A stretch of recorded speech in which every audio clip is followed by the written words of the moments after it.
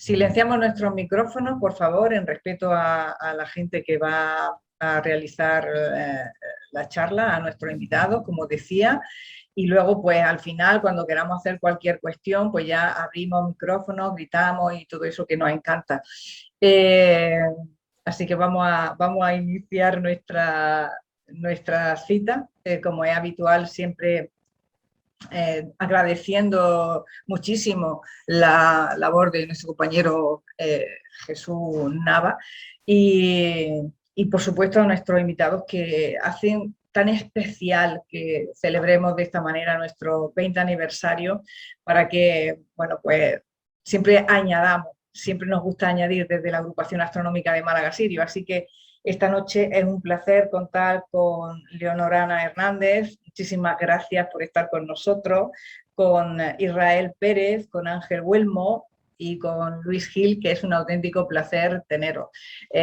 La trayectoria y el compromiso, la involucración como observadores del cielo nocturno es incuestionable y hoy pues queremos compartir ese título, La maravilla de observar. O son pocas palabras, pero es que tiene tanto significado, ¿no? Tanto peso, pues vamos a disfrutarla. Todos ellos son miembros destacados del grupo de correo de astronomía visual de Google y vamos a conectarnos, si os parece, con ese cielo nocturno de manera especial. Lo vamos a ir haciendo pues con cada uno de nuestros invitados y vamos a empezar con Leo. Leo, buenas tardes, ¿qué tal? Hola, muy buenas tardes. Bueno, pues encantada de tenerte con nosotros. Eres la primera que abre fuego. Te vamos a poner que compartas pantalla al completo para que podamos iniciar contigo esta maravillosa charla. Así que cuando tú quieras.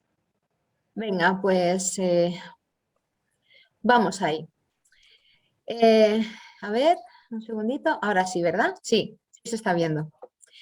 Vale, bueno, esta experiencia es muy bonita. Yo creo que entre todos vamos a contar una cantidad de cosas interesantes. Yo me voy a centrar en el comienzo de toda esta experiencia, que es la parte de las emociones. Me encantaría luego seguir enrollándome con muchas cosas, pero voy a dejar que los compañeros también aporten, porque a partir de ahí creo que entre todos vamos a contar cantidad de cosas muy bonitas que creo que van a conseguir que de alguna manera quien tuviera alguna duda de empezar en la observación visual, pues al final se enganche, que es de lo que se trata. Así que bueno, se titula eso, La maravilla de observar y bueno, vamos ahí un poquito hacia adelante. Voy a intentar ser breve para que nos podamos acoplar entre todos.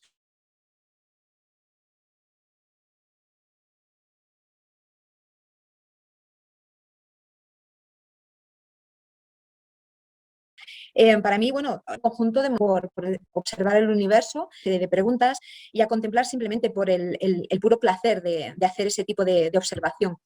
De alguna manera, la Vía Láctea, por ejemplo, es uno de los ejemplos más increíbles, no deja indiferente a nadie, a todo el mundo asombra de alguna manera y bueno, mirar las estrellas te eleva al cielo, te asombra y bueno, esa curiosidad se puede quedar ahí simplemente por una experiencia puntual o que de alguna manera pues te lleve a llevar la pasión un poquito más allá, ¿no? A dar alguno que otro paso. Y a partir de ahí es cuando comienza un camino fascinante que lo podemos hacer por libre o acompañados con amigos, asociación astronómica. Y bueno, a partir de aquí ya es una experiencia personal que cada uno debe valorar. Las emociones personalmente para mí son un vehículo que nos lleva a hacer viajes de alguna manera, viajes años luz, en este caso por el espacio, con la imaginación lógicamente, o bien porque leamos libros, porque a través del telescopio en cierto modo hacemos viajes en el tiempo y porque de alguna manera nos evoca recuerdos que de alguna forma nos hacen sentir bueno, que de alguna forma la mente no está en el presente solo, sino que engloba muchas experiencias. Cada uno de nosotros lo puede manifestar de esos vínculos de muchas formas. Me ocurre con mucha frecuencia con la música. Cierto tipo de música me lleva a momentos de observación, que eso es algo muy potente, a leer libros o ver algún tipo de serie de astronomía. Todo eso de alguna forma que me impacta. Hablando de recuerdos, tengo recuerdos increíbles, algunos de mi infancia muy, muy intensos, y hay uno especialmente que lo recuerdo sin saber lo que era. Yo recuerdo que lo contemplaba en el cielo y incluso hoy cuando lo sigo mirando me despierta ese tipo de... Es como si me fuera al pasado y de nuevo me encontrara conmigo misma en ese momento de ser pequeño, ¿no? Entonces, bueno, ese tipo de viajes en el tiempo de alguna forma a todos nos pasa, a los que nos gusta la astronomía, ¿no? Desde hace tiempo. Allá por los 5 añitos aproximadamente, quizá más o menos, yo vivía en Alcalá de Henares, una ciudad donde bueno, el cielo, el firmamento estaba muy limitado, el cielo era muy uniforme, la luna me tenía fascinada y claro, yo la observaba mucho, pero claro, los fines de semana que nos marchábamos a las afueras, a una parcelita que teníamos en Pio, y yo recuerdo que un día me fui consciente de que miré al cielo y estaba cuajado de estrellas y me quedé sin palabras y dije, ¿cómo puede ser que esto esté aquí? ¿Dónde estaban estas estrellas? ¿No? Aquello me marcó muchísimo. Entonces descubrir ese cielo me flipó, ¿no? Como yo suelo decir. Entonces escribí un pequeño relato, que es el que he puesto aquí, que es algo así, que hace referencia un poco a aquel momento. Una noche vi un conjunto de estrellas que por primera vez significaron algo especial, una agrupación que parecía tener una silueta con figura reconocida, ¿no? Y era imposible no imaginar una figura, entiendo ahora por qué se formaron las constelaciones de alguna forma. Y lo que veía era una inmensa mariposa formada por estrellas, era como si las hubieran pintado con estrellas, esa figura.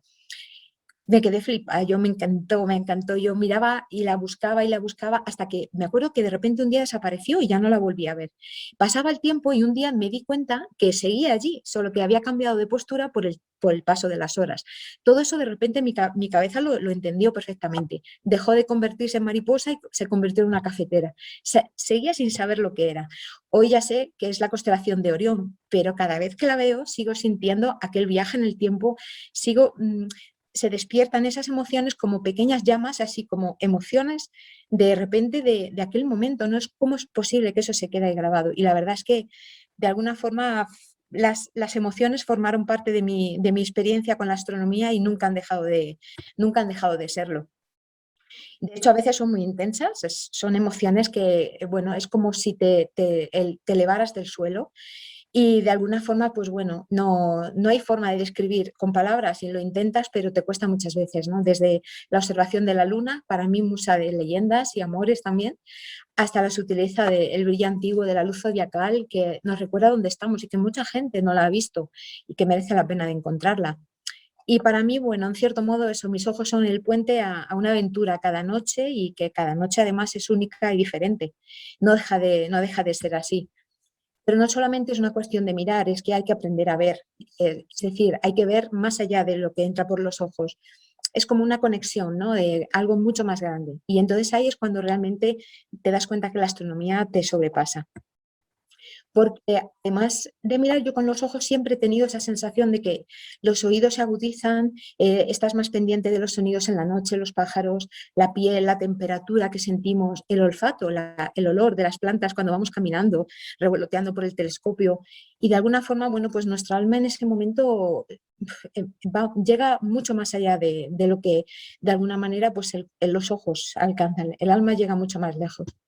Y eso hace que de alguna forma la experiencia no se limite a simplemente dato, conocimiento, sino que va mucho más allá. A mí me encanta todo el cacharreo, todo tipo de los telescopios, todo lo que sean aparatos astronómicos, pero no dejo de evitar volver a la experiencia contemplativa. Es decir, para mí lo engloba todo, es pones el ojo en el ocular y te olvidas, no hay, el mundo como si desaparece, ¿no? Y te emocionas muchísimo. Y es difícil de comprender cómo poder transmitir ese mensaje, ¿no? Em, Además, es que resulta que es importantísimo que para observar un objeto de alguna manera lo conozcas. Es como conocer a una persona. Tienes que saber un poquito de él, no es saber la naturaleza de ese objeto, no es si a qué distancia está, de qué está hecho, por qué brilla como brilla. Todo ese tipo de detalles hacen que de repente, bueno, pues ese objeto no sea simplemente un objeto al ocular, sino que tenga una historia y un entendimiento, ¿no? Es como si te sumerges de alguna forma con todo ello. Y me lleva muchas veces a la lectura de este libro que he puesto aquí, Alma de la Noche, de Cherraimo, que una de las frases me marcó mucho, es conocer es solo la mitad, la otra mitad es amar. Y conocemos la naturaleza de los objetos, pero cuando lo miras y te emocionas mirándolo, de alguna manera sientes ese tipo de emoción. Entonces es como que entras en contacto, ¿no? con lo que estás haciendo, lo vives con más fuerza. De hecho, Esto hace que la aventura de una noche de observación no sea en la noche en sí, sino días antes, cuando ya comienzas con los preparativos de la observación. Empiezas a preparar, pues, qué quiero ver, cómo lo voy a ver, qué voy a hacer, este objeto cómo es, porque si yo sé que va a ser un objeto difícil de ver, me va a emocionar más todavía por el hecho del reto de encontrar cómo brilla, por qué, no, por qué brilla. Es como yo digo, la astronomía de salón que me prepara para el encuentro cuando llegue la noche. Que si no, hay unas expectativas que suelen ser al final gran problema para mucha gente. ¿Cómo llegaré a verlo? ¿Cómo será ese encuentro? Si será fácil de ver, si costará mucho. Y como lo comentábamos con los compañeros, que por débil que sea o pequeño que sea, si te lo encuentras y lo observas y lo ves, por débil que sea, a primer golpe de vista, si aparece por poquito detalle que detectes, ya es un triunfo, es un objeto que ya de por sí es como has tomado un contacto, ¿no? con tus ojos. Por eso creo que deberíamos siempre tomarnos cada noche, cada experiencia, sin ningún tipo de expectativa y sobre todo no esperando ver lo que se ve en las fotografías, porque casi siempre eso es lo que suele generar bastantes problemas. Entonces, bueno, ya os digo, yo animo siempre a que todo el mundo disfrute de lo que sabe, que seguro que va a ver, no lo que espera que puede ver en una foto. Aquí, bueno, como suele pasar, ¿no? Hay que conocer las circunstancias que nos afectan, ya ahora se hablará de ello más adelante, problemas asociados a la iluminación nocturna, a las condiciones de los telescopios, las limitaciones de estos y las de nuestros ojos. Es decir, tenemos que saber sacar partido. No vale mirar así porque sí, sino que de alguna manera tenemos que saber cómo funciona nuestro ojo cámara y gracias a eso pues podemos saber dónde van a estar los límites y a veces hasta saltárnoslo en ciertas condiciones, que ya ahí es donde digo que entra parte de la aventura, ¿no? De cada noche. Que las fotografías son un problema. A ver, molan mucho, que a mí me encantan, me encanta, adoro hacer también fotografía, pero es otra historia completamente aparte. Entonces, una fotografía crea expectativas bueno, no se pueden ver. Los ojos no ven el color de estas imágenes, los brillos, otro tipo de detalles, porque es la respuesta a un tipo de sensor, el de la cámara, pero nuestro ojo es otra cámara. Si conocemos las prestaciones, sabremos dónde están los límites, cómo se podrá ver y cómo no. Nosotros no podemos competir con las largas exposiciones, pero tenemos un altísimo rango dinámico que lo hace único y que a día de hoy para mí eso no tiene comparación con ninguna cámara. Y yo deseo, me encanta poder ver con mi sensor, con mis ojos y sentir directamente, pues con mi propia experiencia personal, no a través de una cámara ajena a mí, sino eso es lo que a mí me gusta. Por eso me apasiona la observación visual. Así que, claro, tú puedes compartir una foto, pero ¿cómo compartes el sentimiento de una noche de observación? ¿Cómo compartes esa experiencia que tú como observador vives y cómo se la compartes a alguien si no tienes una foto para mostrarlo, ¿no? Y de hecho una foto no vale en este sentido. Pues una alternativa es dibujar, por ejemplo. No hay que ser un artista, o si sale bien, pues mejor, si no, pues la experiencia nos va llevando, pero que no es necesario, ¿no? Es decir, si representa lo que hemos visto, es un buen dibujo, y de hecho, cuanto más dibujas, mejor ves. Al final se convierte en una herramienta para que seamos cada vez mejores observadores visuales. Si no te animas, siempre puedes escribir una crónica, escribir un relato por escrito, lo que has experimentado y lo que has sentido, ¿no? Con tus palabras, ¿no? Como puedas. De alguna manera es una forma igual que con la fotografía se despierta una fascinación, un deseo de hacer una imagen, yo quiero tomar esta captura de galaxia, pues eso crea además una cantidad de producto, de escaparate, que de alguna manera pues hace que cada vez haya más astrofotógrafos, pero ¿cómo conseguir que cada vez haya más observadores visuales si no tenemos herramientas para mostrar lo que se vive en esta experiencia? Pues yo creo que de alguna manera la clave estaría en parte en el dibujo astronómico, ya digo, sea, como nos quede, como salga de nuestras manos, porque siempre se ha hecho en la historia. Y si os fijáis, no ha habido tampoco grandes dibujantes magníficos, ha habido muy buenos y muy malos, pero todo el dibujo astronómico al final resulta fascinante. Y es una representación que además hoy en día, pues bueno, hasta los de Galileo resultan maravillosos de ver, a pesar de que no son nada en especial.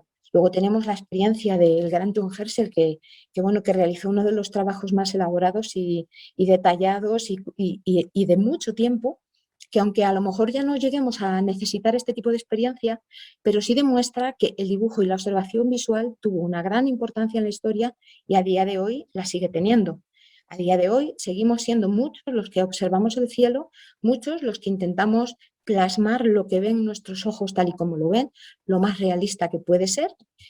Y al final es una experiencia enriquecedora, maravillosa y muy complementaria, que merece la pena y que yo creo que a mucha gente, a lo mejor en lugar de ofrecerle la opción de la astrofotografía, cuando empieza, ofrecerles la alternativa de la observación visual, les puede resultar bastante más gratificante.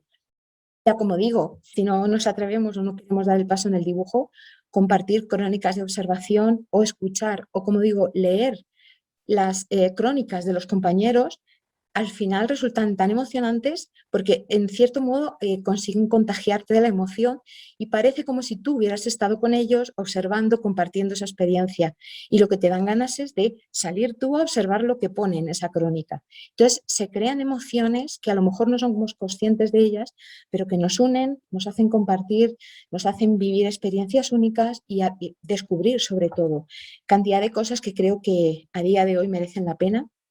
Y para no entretenerme mucho más y conseguir que avancemos, dejar esta única imagen de ejemplos de, bueno, que en cierto modo si queremos descubrir la belleza, la maravilla de la observación visual, creo que podemos conseguir más adeptos y más gente que lo descubra y quién sabe, a lo mejor volvemos a conseguir pues, una comunidad de amantes del firmamento, pues como muchos de los que estamos aquí.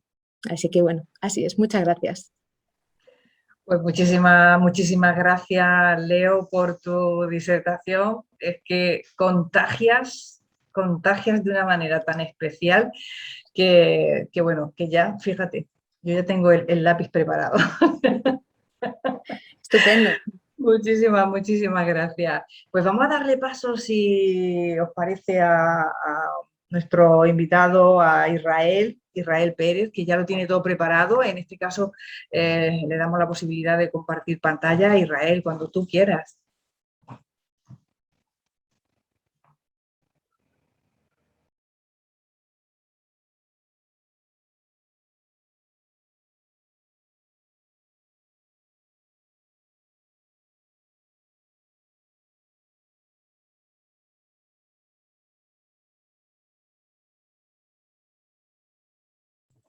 Espérate que te he quitado el poder del micro, ¿eh? Ahora creo que Ahora sí, ahí ¿no? tienes que abrirlo, vale. Ahora sí, vale, perdón. Es que digo, el anfitrión no me deja utilizar el Sí. micro. Digo, bueno, vale, voy a hablar poco. Bueno, aquí tengo, bueno, mi presentación. Yo cuando pensé en cómo enfrentar esta charla con vosotros, cómo expresar esta emoción que también nos ha estado presentando Leo, la maravilla de observar, pues lo que se me vino a la mente fue pues pensar en todas esas ocasiones en las que me he sentido emocionado, me he sentido asombrado, ¿no? Con la observación o con la astronomía en general. Y entonces pues me vino a la mente esta idea de mis primeras veces, de cada vez que yo he sentido algo por primera vez, que ha sido algo impactante, ¿no? Sorprendente. Y la astronomía, la verdad es que nos permite eso, nos permite poder disfrutar de una manera increíble de multitud de primeras veces y de poder revivirla, como muy bien lo explicaba Leo, después cuando pasan los años y seguir disfrutándolo, ¿no? Entonces mi charla va un poco sobre eso. En estas mis primeras veces son las primeras veces que yo me he emocionado con la astronomía, ¿no? Entonces empiezo mi recorrido por allí por el año 1987, cuando yo estaba a punto de cumplir los 9 años. Yo soy de Sevilla, capital. Pues imaginaros, un barrio obrero, grandes pisos, 8, bueno, grandes, no, en Madrid, 8, 10, 12 plantas de piso, mucha contaminación lumínica y pocas estrellas en el firmamento. Pero ese cumpleaños me regalaron una caja de lápices de colores y venía un lápiz blanco, algo que era extrañísimo. Digo, ¿para qué me utiliza yo un lápiz blanco en un folio blanco? O sea, me parecía absurdo. Pero dio la casualidad de también, en esa época, mi cumpleaños en verano, pues mis padres siempre abrían las ventanas para intentar capturar algo del fresco de la noche. Y entonces asomaba la luna, se veía desde mi ventana, desde un cuarto piso donde yo vivía, un piso de 70 metros cuadrados, y veía aparecer la luna. Bueno, estaba ya, como era una luna creciente, estaba justo a punto de ponerse, y yo la veía y aparecer con el atardecer, y veía que se veía entera, a pesar de que la parte brillante era solo una parte pequeña. Yo no sabía que aquello era la luz cenicienta de la luna, yo no sabía que aquello era la luz de la Tierra reflejada en la luna, pero me capturó, me enamoró, y desde ese momento yo me quedé impactado ya con el cielo nocturno, y yo sabía que quería descubrir más de lo que se esconde en la noche, ¿no? que lo que esconde el cielo. Y intenté dibujarlo, coger en ese momento ese lápiz blanco, me fui a un folio e intenté con el blanco representar tanta belleza, y me fue imposible. Pero esa emoción que yo sentí viendo aquello, sintiendo, conectando de alguna manera con el firmamento, yo creo que jamás se me olvidará, y ese es mi primera vez, ¿no? Años después, ya cuando ya estaba a punto de cumplir los 18 años, pues adquirí mi primer telescopio. Mi primer telescopio, como veis ahí, es una hermosura, es algo precioso, chico, porque era de 90 milímetros, pero a mí me tenía enamorado. Yo lo veía en el Corte Inglés, yo iba prácticamente casi meses antes de cumplir mis 18 años, donde me iban a dar una paguita un poquito más para poder adquirir lo que me faltaba ya, y para mí era el oscuro objeto del deseo, por decirlo de alguna manera, aquello que me iba a abrir las puertas al firmamento, y para mí era hermosísimo. Y aquí pues, quiero hacer algunas reflexiones que con el paso del tiempo me he dado cuenta de lo importante que es. Por un lado, primero ese sentimiento de enamorarte del instrumento que estás utilizando, que lo veas como hermoso, como algo maravilloso. A mí, con eso, con 18 años, fue algo que, como digo, me llenó el alma, me llenaba el corazón, y me gustaba incluso simplemente contemplarlo, ¿no? E imaginar lo que puede llegar a ver por él. Pero era también tremendamente caro. O sea, cuando yo hoy en día pienso que muchos padres pues, preguntan a veces, oye, pues mi hijo se quiere iniciar con la astronomía, hombre, si es muy joven, pero si es un adolescente ya que tiene una edad, tiene 16 años, 17 años, a mí en aquel momento me costó 540 euros el telescopio. Hace 25 años, o sea que 540 euros hace 25 años tenía que ser una pecha de dinero. Yo tenía afortunadamente un dinero ahorrado de mucho tiempo, incluso desde mi comunión tenía dinero ahorrado, y por eso me lo pude comprar, pero parece que no somos conscientes a lo mejor de los regateos que le hacemos a nuestros sueños. Intentamos comprar un telescopio que nos cueste 60 euros, 120 euros, y con eso nos dé el placer que nos puede dar un buen instrumental. Eso va a ser imposible. Entonces ahí pongo yo como reflexiones que nunca debemos regatear con nuestros sueños. Si queremos ir a por algo, tenemos que intentar conseguirlo, y sobre todo pues, invertir lo que sea necesario. Y por otro lado, lo último que comento, ¿no? Que para mí, yo jamás pensé, antes de los 18 años, que yo iba a ser capaz de comprar un telescopio. Me parecía algo imposible, pero cuando fui pasando los años, cuando fui haciéndome más mayorcito, con eso, con 17, con 18, ya me iba acercando, yo tenía ese dinero ahí ahorrado, y el hecho de que lo podía tener para mí, de que fuera mi instrumental, bueno, fue algo alucinante, y eso, y es una reflexión de que lo imposible, lo que se parece imposible, se puede conseguir, incluso desde muy jovencito. Con este telescopio, el primer objeto que vi allí en 1996 también fue Júpiter. O sea, yo observaba desde la ventana de mi habitación, de un cuarto piso, detrás de la ventana de un cuarto piso, así que imaginaros el sein que podía tener yo desde allí. Pero cuando la primera vez puse el telescopio, lo monté, que obviamente dentro de una habitación no veo la estrella polar ni loco. Esa montura es una montura ecuatorial, entonces tenía que haberlo, de alguna manera, haberlo puesto apuntando hacia el norte, y haber intentado, bueno, pues de alguna manera alinearlo, ¿no? Con la polar, pero ni loco, porque estaba dentro de mi habitación. Pero cuando apunté a Júpiter y vi Júpiter por primera vez a 83 aumentos, a 150 aumentos, que eran los dos oculares que tenía, y lo veía tan bien, porque para mí verlo bien era simplemente una bola blanca con unas líneas oscuras en su interior, y una serie de estrellitas que formaban una línea increíble. Para mí ese primer impacto también fue, vamos, a hincharme el alma, por decirlo de alguna manera, ¿no? Y además que me imaginaba que Galileo tenía que haber sentido algo parecido a mí. O sea, a pesar de que yo era un joven con 18 años en Sevilla, un sevillano, un don nadie, Galileo, lo que es Galileo, no, sus sentimientos no tenían que haber sido muy distintos a los que yo estaba sintiendo esa misma noche. Y aquello, vamos, no sé, me ponía los pelos de punta y hoy en día todavía me pone de punta, ¿no? Mi siguiente primera vez importante fue, bueno, con el paso ya del tiempo, ya en 2003, el hecho de que Marte estuviera tan cerca de la Tierra y todos los hoax que había por ahí, todos los bulos también. El Marte sabe como la Luna, de brillante, no sé cuánto, todos sabemos que era mentira, pero yo no me quería perder la oportunidad de observar Marte y me daba apuro salir al campo, la verdad. Entonces puse un mensaje en un foro que existía entonces, AstroRed, en el 2003, para que cualquiera que quisiera se uniera conmigo y con mi telescopio para ver Marte. Y el hecho de ese simple mensaje en un sitio, pues animó a otros compañeros que también tenían telescopios que sentían lo mismo que yo. De, oye, a mí también me gustaría ir a verlo. Fíjate, tener que salir al campo para ir a observar un planeta, el poco conocimiento que tenía yo de astronomía, cuando lo podía observar perfectamente como Júpiter desde mi casa. Pero bueno, pensábamos que desde el campo se iba a poder ver mucho mejor. Y se me unieron 4 o 5 compañeros con 4 o 5 telescopios diciéndome, bueno, pues tú sabrás dónde tenemos que ir. Y yo jamás había salido al campo buscando con mi coche, con un Ford Fiesta que tenía 30 años de mi abuelo, buscando dónde poder observar. Y bueno, y allí que nos juntamos. Y en esa observación de Marte, pues creamos un grupo que se llamaba Astronomía Sevilla, a través de correo electrónico, y ahora es una asociación bastante exitosa, que tenemos allí pues 70 miembros, muy activos, y luego más de 3.000 seguidores a través de las redes sociales. Y bueno, y nos retroalimentamos los unos a los otros, y es lo que hace y me hizo a mí en ese momento avanzar con la astronomía, ¿no? Y ahí pues hago también una reflexión de que por mucho que pensemos que somos lobos solitarios, que yo también lo pienso, pero se necesita compartir, la verdad es que se necesita compartir. Porque somos seres sociales, y cuando no tienes la manera de poderlo compartir, pues tienes que crearlo uno mismo. Porque creo que no hay nada imposible realmente. Entonces, esto es una de las cosas que yo me siento más orgulloso de haber sido promotor de un grupo así.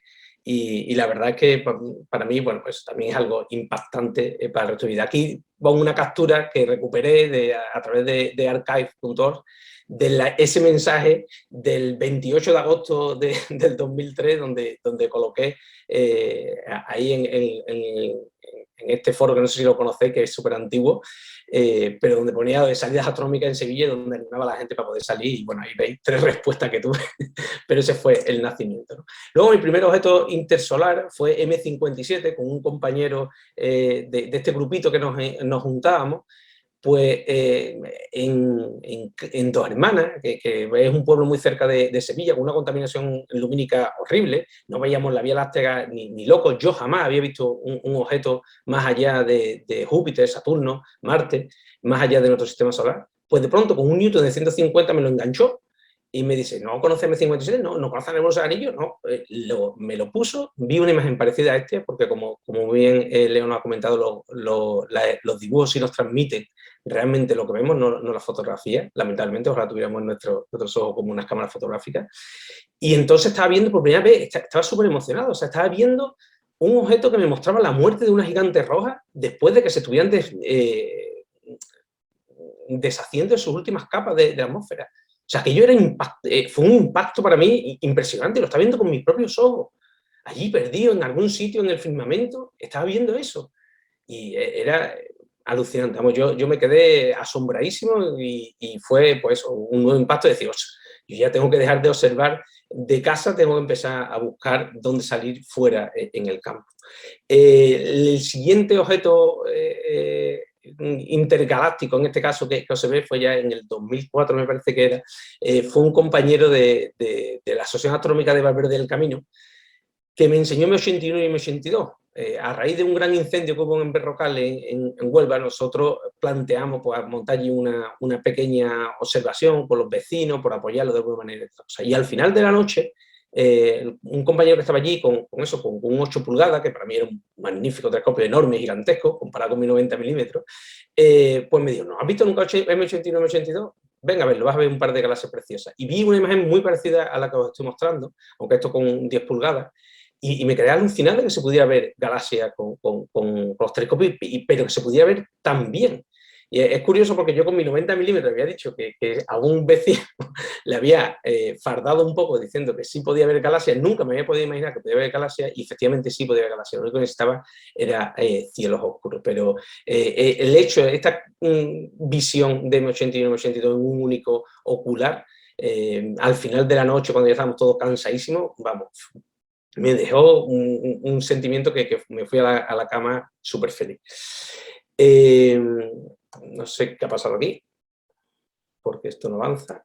Vale, la siguiente primera vez para mí fue una Star Party que se celebró allí en el año 2004. Por ahí tenemos a Alberto Romero, que lo he visto antes en el grupo de asistentes. Ahí hay una fotografía de aquella época, yo soy el de verde, ¿vale? El que estáis de verde, todo demás de blanco, pues yo de verde. Y ahí fue donde conocí a Leo también, vi los dibujos que ella ya hacía que eran alucinantes. Y para mí fue impresionante el encontrarme con una gente que eran como yo, aficionaba a la astronomía, que le encantaba tantísimo la astronomía como a mí, y que hacían charlas y organizaban charlas como las que estamos teniendo esta noche, de aficionado para aficionado.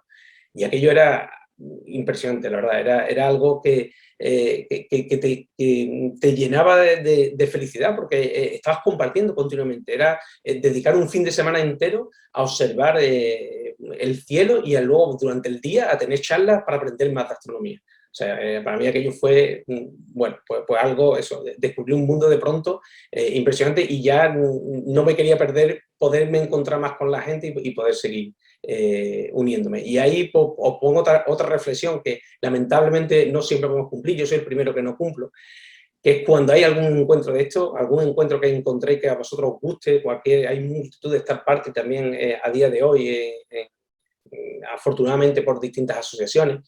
Si tenéis la posibilidad de ir, acudid, y más teniendo en cuenta que es solamente una vez al año, ¿eh? Porque realmente yo creo que es algo que os carga las pilas para el resto del año. El siguiente hito para mí fue esta búsqueda de cielos oscuros, porque ese año, en el 2004, se incorporó a nuestro grupo de astrónomos de Astronomía de Sevilla, o de locos por la astronomía, José María Mateo, probablemente mucha gente lo conoceréis, y él también está empezando entonces con la astronomía, y a él lo que más le llama la atención era pues intentar alcanzar más allá.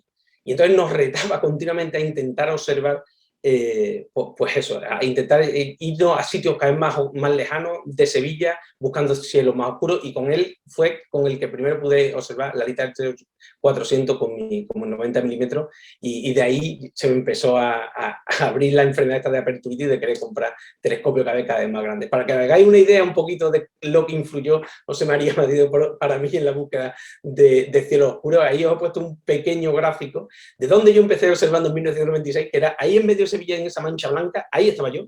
Donde estaba observando yo en 2003, que era a los alrededores de Sevilla, que era un desastre, ahí estaba yo.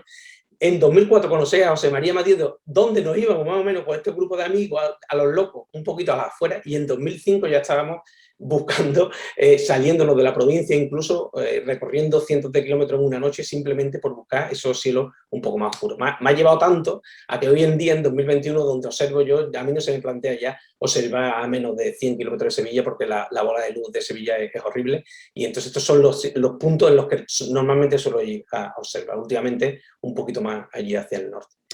Luego llegó el año 2005, en donde viví mi primer reta, que fue también una experiencia increíble, porque el hecho de encontrarme con gente que construía sus propios telescopios, que se dedicaban al cacharreo, a coger algo que incluso antes no existieran y mejorarlo increíblemente, era impresionante. Y allí un compañero que había comprado yo de segunda mano en Madrid un telescopio, el BISAC 200L, y un compañero que venía de Madrid me hizo el favor de traérmelo y estrenarlo allí en el RETA, aunque no tenía ni montura ni nada, pero otro compañero, Madiedo me parece que fue, me dejó incluso una montura que él llevaba además, y con eso pude, durante esa noche del RETA del 2005 del Pinar de Araceli, poder observar, y bueno, fue alucinante para mí, porque pasaba de 90 milímetros a 200 milímetros, imaginaros, aunque esto tiene una obstrucción central brutal y da un contraste malísimo, pero es un telescopio ya bastante más serio, y encima me permitía unos aumentos brutales, y bueno, y me abrió un mundo increíble. Además, aquel año del RETA en el Pinar de Araceli, justo el día que íbamos a observar, cayó una granizada impresionante por la mañana, Y os podéis imaginar la frustración de todo el mundo que estábamos allí después de juntarnos una vez al año y que empieza a granizar. Y la gente de allí que conocía el lugar, tranquilo, no os preocupéis que despeja. Y yo granizando, de cómo despejar esto después de granizar. Y efectivamente, cuando llegó la noche se abrió el cielo, desaparecieron todas las nubes y había un cielo espectacular allí en el límite entre Granada y Jaén, un sitio perdido del mundo, con un cielo espectacular y disfruté como nunca. Además, tuve el placer de conocer allí a Ángel Huelmo en persona, que lo tenemos esta noche con nosotros. Ángel es una persona increíble, increíble. Bueno, no voy a mencionar mucho porque él ya lo veréis en su charla, pero Ángel ha compartido con nosotros un mogollón de conocimiento y a mí me tenía metido una semillita con el tema de los oculares. Yo tenía unos oculares bastante malos, la verdad, de todo hay que decirlo. Y Ángel pues hablaba mucho, hacía muchos análisis de distintos oculares, explicaba un montón en sus correos larguísimos, pero que uno absorbía inmediatamente. Y a través de la web de Astromar, una web en Estados Unidos, que tenías que comprarlo, te tenía que venir por la aduana, se te podía quedar en la aduana, pero regateando también por ahí otras cosas, compré mi primer ocular serio, que era un Nagler de 22 milímetros el Type 4 este. Y la verdad que es alucinante. O sea, gracias a Ángel, gracias a todo el conocimiento que compartía con nosotros, gracias a lo que pues, él nos ofrecía, con todas las horas que dedicaba ahí a escribir correos y a explicarnos las cosas, yo pude contemplar M13 como jamás había visto M13 en mi vida. O sea, entre el 8 pulgadas y el hecho de tener un buen ocular, a pesar de que lo observaba a las afueras de Sevilla y había una contaminación lumínica fatal, porque era en la azotea de la casa de Madiedo, vi M13 con una definición, con una puntualidad en las estrellas, que es que aquello era, vamos, no sé, para irte a dormir y decir, ya esto ya, con lo que he visto ya, me quedo contento el resto de la semana o el resto del mes, porque era una cosa preciosa. Entonces, esto fue ya en el año 2006 y le tengo especial cariño a ese ocular que todavía comparto conmigo por las imágenes tan buenas que me ha dado, pero sobre todo por la primera imagen que me dio, que me quedé alucinado. En ese mismo año de 2006 seguía leyendo yo con el grupo de astronomía visual, que tiene muchos años ya, que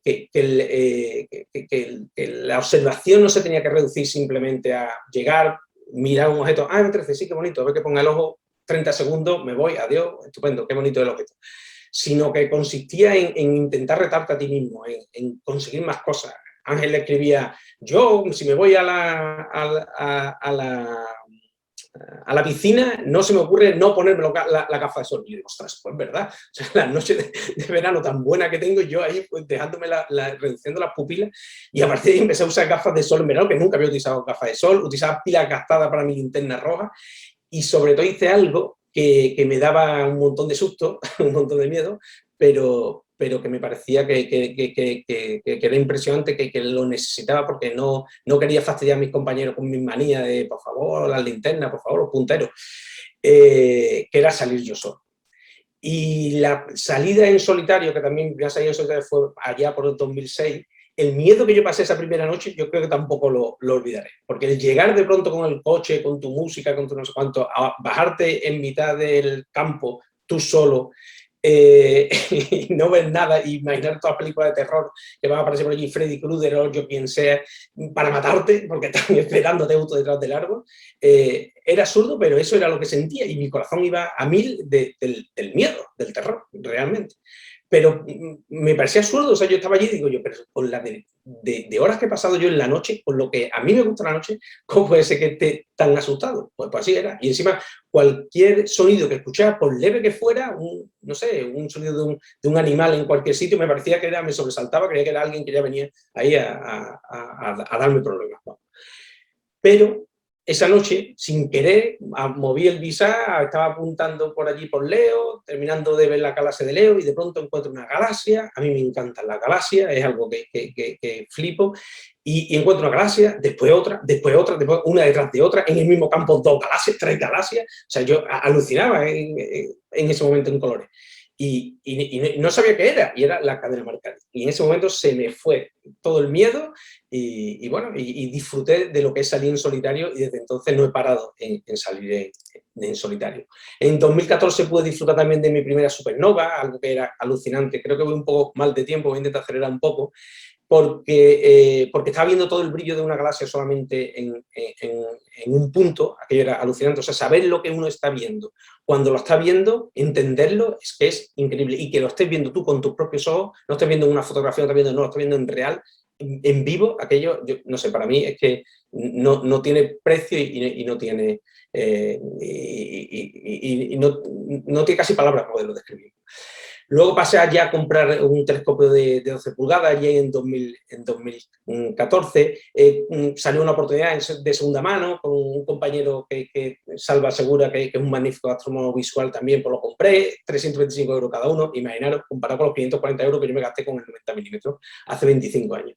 Y pude comprar este buen telescopio. Pero claro, ya había entrado yo en una vorágine horrible, porque con este telescopio estuve haciendo durante el 2019 un seguimiento a la posición de Marte, de la que me siento súper orgulloso, porque fue el hecho de poder estar compartiéndolo en el grupo de astronomía visual, continuamente ir escribiendo, y el feedback de los compañeros, el ánimo que me transmitían, pues me hacía que yo pegara el ojo y pasara horas y horas viendo solamente Marte, e intentando sacar el máximo detalle al planeta, y durante 10 noches, a lo largo de 3 meses, pues yo creo que le saqué lo que jamás había visto en Marte, una cantidad de detalles brutales. Y prueba de esto, bueno, pues ahí están los distintos correos que enviaba al grupo de astronomía visual, y aquí tenéis los distintos reportes que yo enviaba con los mapas señalando la zona en la que, a la hora en la que yo estaba observando, justamente estaba el planeta, y podía ir haciendo seguimiento día a día, ¿no? Pero ese hecho de ver Marte de esa manera con un telescopio de 12 pulgadas me llevó a lo que es mi última primera vez, que es a comprarme ya un telescopio en propiedad, por decirlo de alguna manera. Ya este sí que es un telescopio en el que ya estoy alucinando de una manera increíble. Esa es mi hija, esa es Ariana, quien está ahí al lado del telescopio. Eso es en la pandemia, en plena pandemia, bueno, sí, en plena pandemia, en 2020, claro, estamos ya en la pandemia, y ahí en casa, y cuando me llegó y lo monté para ver cómo funcionaba y demás, porque ese es el patio trasero de mi casa, aquí en Mairena de Aljarafe, donde vivo ahora.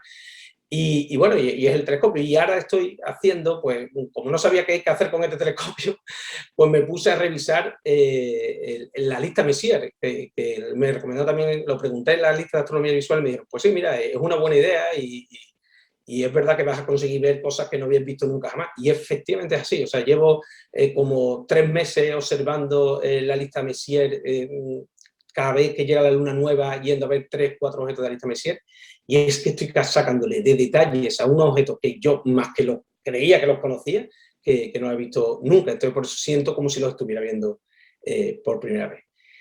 Y bueno, esta era mi charla, esto es lo que quería compartir con vosotros. Espero de alguna manera haberos sabido transmitir la pasión y la intensidad que ofrece la astronomía, el placer que nos puede llegar a dar, aunque nos exige bastante a nosotros mismos, ¿vale? Pero de eso hablarán otros compañeros.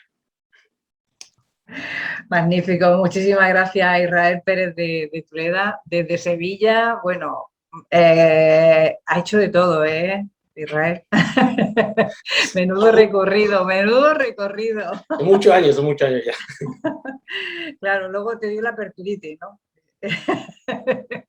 Una grave enfermedad, una grave enfermedad. Bueno, pues muchísimas gracias, lo dicho, Israel. Le vamos a dar paso al compañero Ángel Huelmo, todo tuyo. La venganza se sirve fría, digo yo, porque ya todo tiempo a escucharle. Abre el micrófono, que he quitado antes el permiso para que... Vale, yo creo que ya puedes, ¿no, Ángel?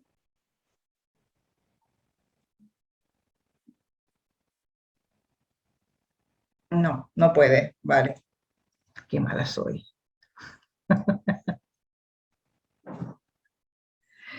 Pues voy ahora mismo.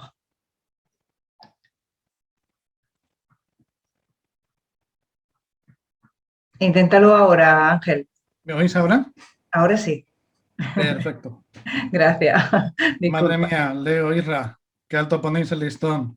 Un placer escucharos. Bueno, voy a ver qué puedo hacer yo. Vamos a compartir esto.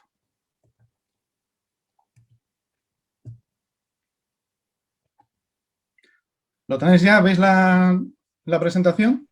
Sí, sí. Perfecto. Bueno, pues tengo mucho que contaros y poco tiempo, así que voy a ir directo al grano. Y voy a empezar presentándome. Y me voy a presentar pues como soy yo. Hola, me llamo Ángel y soy aperturítico. Así, de entrada. Tengo una enfermedad astronómica que se llama aperturitis, que me lleva a tener adicción a los telescopios grandes. Y el problema es que, como todas las adicciones, cada vez hace falta una dosis más grande para tener el mismo efecto. Y al final terminamos como terminamos. Así que os voy a poner en contexto de lo que es mi grado de psicopatía. Hablándoos de lo que para mí son los 3 tipos fundamentales de telescopios. Y pensaréis, claro, yo también los conozco, refractor, reflector y catadióptrico. Vale, sí, correcto, pero yo pienso en otros términos. Para mí hay telescopios pequeños. El ELT, el telescopio europeo extremadamente grande. ¿Qué nombre más ridículo si son solo 39 metros? Y lo querían hacer de 42. No, es un telescopio pequeño. Hay telescopios muy pequeños, como el GTC, en el Roque de los Muchachos, 10,4 metros, nada del otro mundo. Y hay telescopios aún más pequeños, como el TNG y sus raquíticos 3,5 metros, también en el Roque de los Muchachos. Algunos estarán pensando, este tío el día que se entere de quién es Freud va a tener un problema. ¿Qué le vamos a hacer? Me temo que así es. Porque si este es mi concepto con los profesionales, ¿qué pasa con los aficionados? Bueno, pues por desgracia, los aficionados nos tenemos que conformar con microtelescopios. Como este señor de aquí, que tiene un pequeño Dobson Crickberry de 1 metro de diámetro. Miradle qué cara de felicidad, no me extraña. Por desgracia, no todos tenemos esa suerte y algunos nos tenemos que conformar incluso con menos. Aquí estoy yo, a los 30 añitos, fijaos qué sonrisa, qué pringao, qué ingenuo. Me acababa de hacer un 40 centímetros, estaba encantado, acababa de estrenar ahí mis 61 centímetros F4 y decía, con la evolución que lleva, quizá algún día pueda tener un telescopio de un tamaño medio respetable. Bueno, por desgracia, en 15 años no he podido pasar de esta apertura, me he quedado anclado. Pero bueno, hay que ser positivo en la medida de lo posible, hay que ver la cara positiva de la vida. Lo bueno de tener un mini telescopio minúsculo es que por lo menos es fácil de transportar. Y esta es quizá la diapositiva más importante que os voy a enseñar. No ya porque muestre los estragos del paso del tiempo, que también, sino porque ahí estoy en el Roque de los Muchachos, por eso os puse antes el GTC y el TNG, que están ahí detrás de mi telescopio. Y esta es la clave cuando se tiene un telescopio grande. Y se me atraganta un poquitillo la palabra al decir grande con un miserable 40 centímetros, pero bueno, aceptamos barco y vamos a asumir que esto sea un telescopio grande en ámbito amateur. Un telescopio grande es un telescopio exigente. Exigente a todos los niveles. Es exigente con el cielo, es exigente con sus condiciones y es exigente con la experiencia del observador para sacarle partido. Y a eso es a lo que voy a contaros un poquito por encima qué se puede esperar de un telescopio de este tipo y qué necesitamos para aprovecharlo. Y voy a empezar pues enseñándoos algunos dibujos, aunque os advierto que me han calificado oficialmente como el segundo peor dibujante astronómico del mundo. Afortunadamente no soy el último, pero bueno, el penúltimo. Os pongo algunas imágenes de lo que se puede esperar ver con experiencia y el sitio adecuado con un instrumento de este tipo. Porque la gran ventaja que tienen los instrumentos de este diámetro es que ya tenemos una captación considerable de luz, una luminosidad elevada y con experiencia suficiente los objetos empiezan a mostrar estructura y empiezan a mostrarnos detalles que rivalizan con la fotografía. ¿Ejemplos? Pues aquí tenemos una M51 con el 40. Son todas observaciones, casi todos los dibujos están en altura. Esto es un sitio a 1600 metros de altura. Aquí tenemos M82 con el mismo 40 centímetros, con su estructura de bandas de polvo internas. M101, un objeto muy peculiar, porque aunque es muy brillante y muy extensa, las zonas exteriores tienen muy poco brillo superficial y es un objeto que gana mucho cuando el cielo es oscuro y transparente. Y fijaos, digo oscuro y transparente. Las dos cosas a la vez, luego veremos por qué insisto en ello. Una escarapela, esto está con un 40 centímetros F3, por eso tiene un campo tan grande. Este dibujo me llevó 3 noches, creo que fueron unas 9 horas de ejecución. Luego con el 61 centímetros, pues una M99, que iba a comentaros unas cosillas, pero como voy mal de tiempo lo dejamos luego para el coloquio, para la charla. el casco de Thor, NGC 2359 en Can Mayor, con el 60 es de los objetos que más me impresiona. Uno de mis favoritos absolutos, las antenas NGC 40, 38 y 39 en Cuervo, o la conocidísima nebulosa Saturno, NGC 7009 en Acuario. Esto está a 700-800 aumentos con binocular y el 61 centímetros. Parece ser que un telescopio grande, con experiencia y un buen lugar, da bastante de sí en cielo profundo. Eso no es polémico, eso no es discutido, es algo que yo creo que incluso los observadores más puristas estarán de acuerdo conmigo. ¿Qué necesitamos para sacar partido de un instrumento grande en cielo profundo? En primer lugar, oscuridad.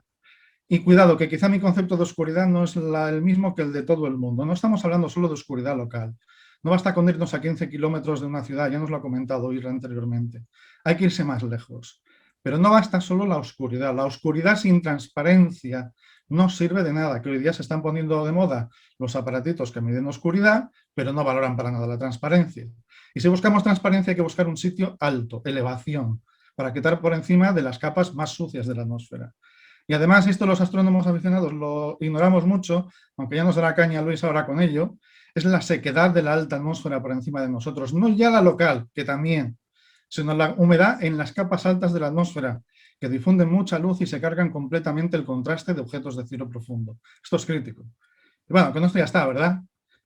Pues no, hay un dicho, esta es una afición de mitos y uno de ellos que a mí no me gusta nada, es que bueno, para cielo profundo el SIN no importa. Bueno, no importa con un telescopio pequeño que muestra poco, pero cuando tienes una apertura que te puede mostrar detalles subsegundo de arco en una nebulosa planetaria, pues necesitas un SIN subsegundo de arco, por no hablar de la magnitud estelar límite, que cuanto más compacta, más puntual sea la estrella, mayor luminosidad superficial tendrá y mayor magnitud límite alcanzarás.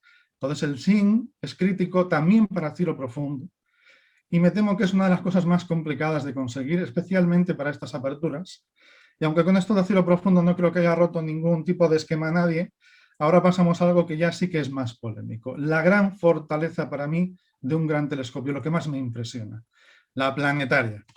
Va de retro Satanás. Este tío está hablando de hacer planetaria con un telescopio grande. Pero tú no te das cuenta de que con lo grandes que son las imágenes son borrosas y poco nítidas para telescopio grande, mi refractor de 15. Bueno, estoy parcialmente de acuerdo, por eso yo mismo tengo un TMB de 13, pero tened en cuenta que un telescopio grande tiene una resolución apabullante, muy por debajo del segundo de arco. Y cuando tenemos un lugar o una noche en el que el SIN es de un segundo de arco, ya decimos que estamos en un lugar fantástico. Entonces, para aprovechar un telescopio así en planetaria, hace falta algo más que un SIN fantástico y creedme, eso no es fácil. Ahora bien, el día que pilléis un telescopio de unos 40 centímetros limitados por difracción, os va a cambiar la vida. Vais a ver cosas que no imaginasteis jamás que podríais llegar a ver, en particular en saturación de color. Veréis cosas que rivalizan con las fotografías. Y os lo adelanto, cuando lo digáis y lo contéis, mucha gente os lo va a negar, pero bueno, que os quiten lo bailado. Os pongo un ejemplo de hasta qué punto puede ser difícil conseguir estas imágenes de altísima resolución con un telescopio grande. Yo, como soy un psicópata y me encantan los números, pues llevo un control totalmente férreo de mis observaciones y mis registros. El 40 centímetros lo tengo desde hace 16 años, habré observado unas 250 noches con él, número gordo, tendría que contarlas una por una y me ha dado pereza, y lo que sí que tengo controladísimo son las horas, son unas 630 horas. Bien, compañeros, 16 años, 250 noches, 630 horas de observación y he pillado 7 noches limitadas por difracción. Y encima soy un tramposo porque 4 de ellas han sido en La Palma, en el Roque de los Muchachos. Peor aún con el 61 centímetros. Llevo 14 años con él, unas 200 noches, 587 horas registradas y nunca lo he llevado al límite de difracción. No basta como hacemos típicamente para probar un 40 centímetros en planetaria. ¿Qué es? Cuando observamos en verano, en plena hora de calor, con el aire hirviendo a 42 grados después de un día horripilante, ponemos el Dobson encima de nuestro suelo abrasado a 32 grados y apuntamos a un Júpiter misérrimo a 25 miserables grados de altura sobre el horizonte en pleno Sagitario, con una turbulencia apabullante y 3 masas de aire, y el resultado es previsible. Que el refractor que tenemos al lado funciona mucho mejor en planetaria que el 40 centímetros. Y esa conclusión es irrefutable, es real, es correcta. En la misma medida que es correcto que mi abuela corre más rápido que Usain Bolt. si le ato las piernas y le pongo unos zapatos de tacón. Eso también es irrefutable y real. Para aprovechar un telescopio grande en planetaria hay que currárselo, hay que trabajar duro, hay que moverse muchísimo, hay que observar un montón, hay que ir a un sitio en condiciones. No vale cualquier sitio. Hay que ir a un sitio como este, por ejemplo. No es mal lugar. De hecho, lo que os voy a contar, aunque no sé si llegáis a ver el puntero, está observado más o menos por aquí. En este lugar tenemos un SIN que ya de promedio es fantástico. No es ninguna garantía en sí mismo. En La Palma también hay noches sorprendentemente cutres de SIN. Lo que tiene este lugar es que de cuando en cuando, si insistes, yo no es que haya observado tanto como me gustaría, pero sí tendré 20 noches, 120 horas más o menos en La Palma, hay noches como esto. Este gráfico habría que comentarlo luego en el coloquio porque hay que aclarar algunas cosillas, pero esto, para los que no lo sepáis, esto es completamente estratosférico. Una noche, la primera de observación de este año, del viaje de 2021, tuvimos suerte, fue 2 semanas antes de la erupción del volcán. Mirad qué gráfica. En toda la noche ni una sola medida en un segundo de arco. La mitad de la noche por debajo de 0,4. Casi 2 horas en 0,2 segundos de arco. Se podría haber llevado al límite durante casi 2 horas un telescopio de 60 centímetros. No os podéis ni imaginar lo que supone esto. Esto solamente ocurre en un puñado de sitios en el mundo. Y esto es lo que hay que currarse si quieres saber lo que hace un 40 centímetros en planetaria. Y hace cosas como estas. Y alguno estará diciendo, pero este tío es tonto. Tanto venderme las capacidades planetarias de un telescopio grande y ahora me pone esta birria de Marte. Bueno, el dibujo es una birria porque es mío, entonces por definición es una birria, pero es que esto no es Marte, esto es Ganímedes. Entonces, si esto es Ganímedes, intentad sacar en escala lo que puede ser allí y en esas condiciones Júpiter. O mejor no lo intentéis, es fútil. No podéis imaginaroslo, sencillamente no os puede entrar en la cabeza.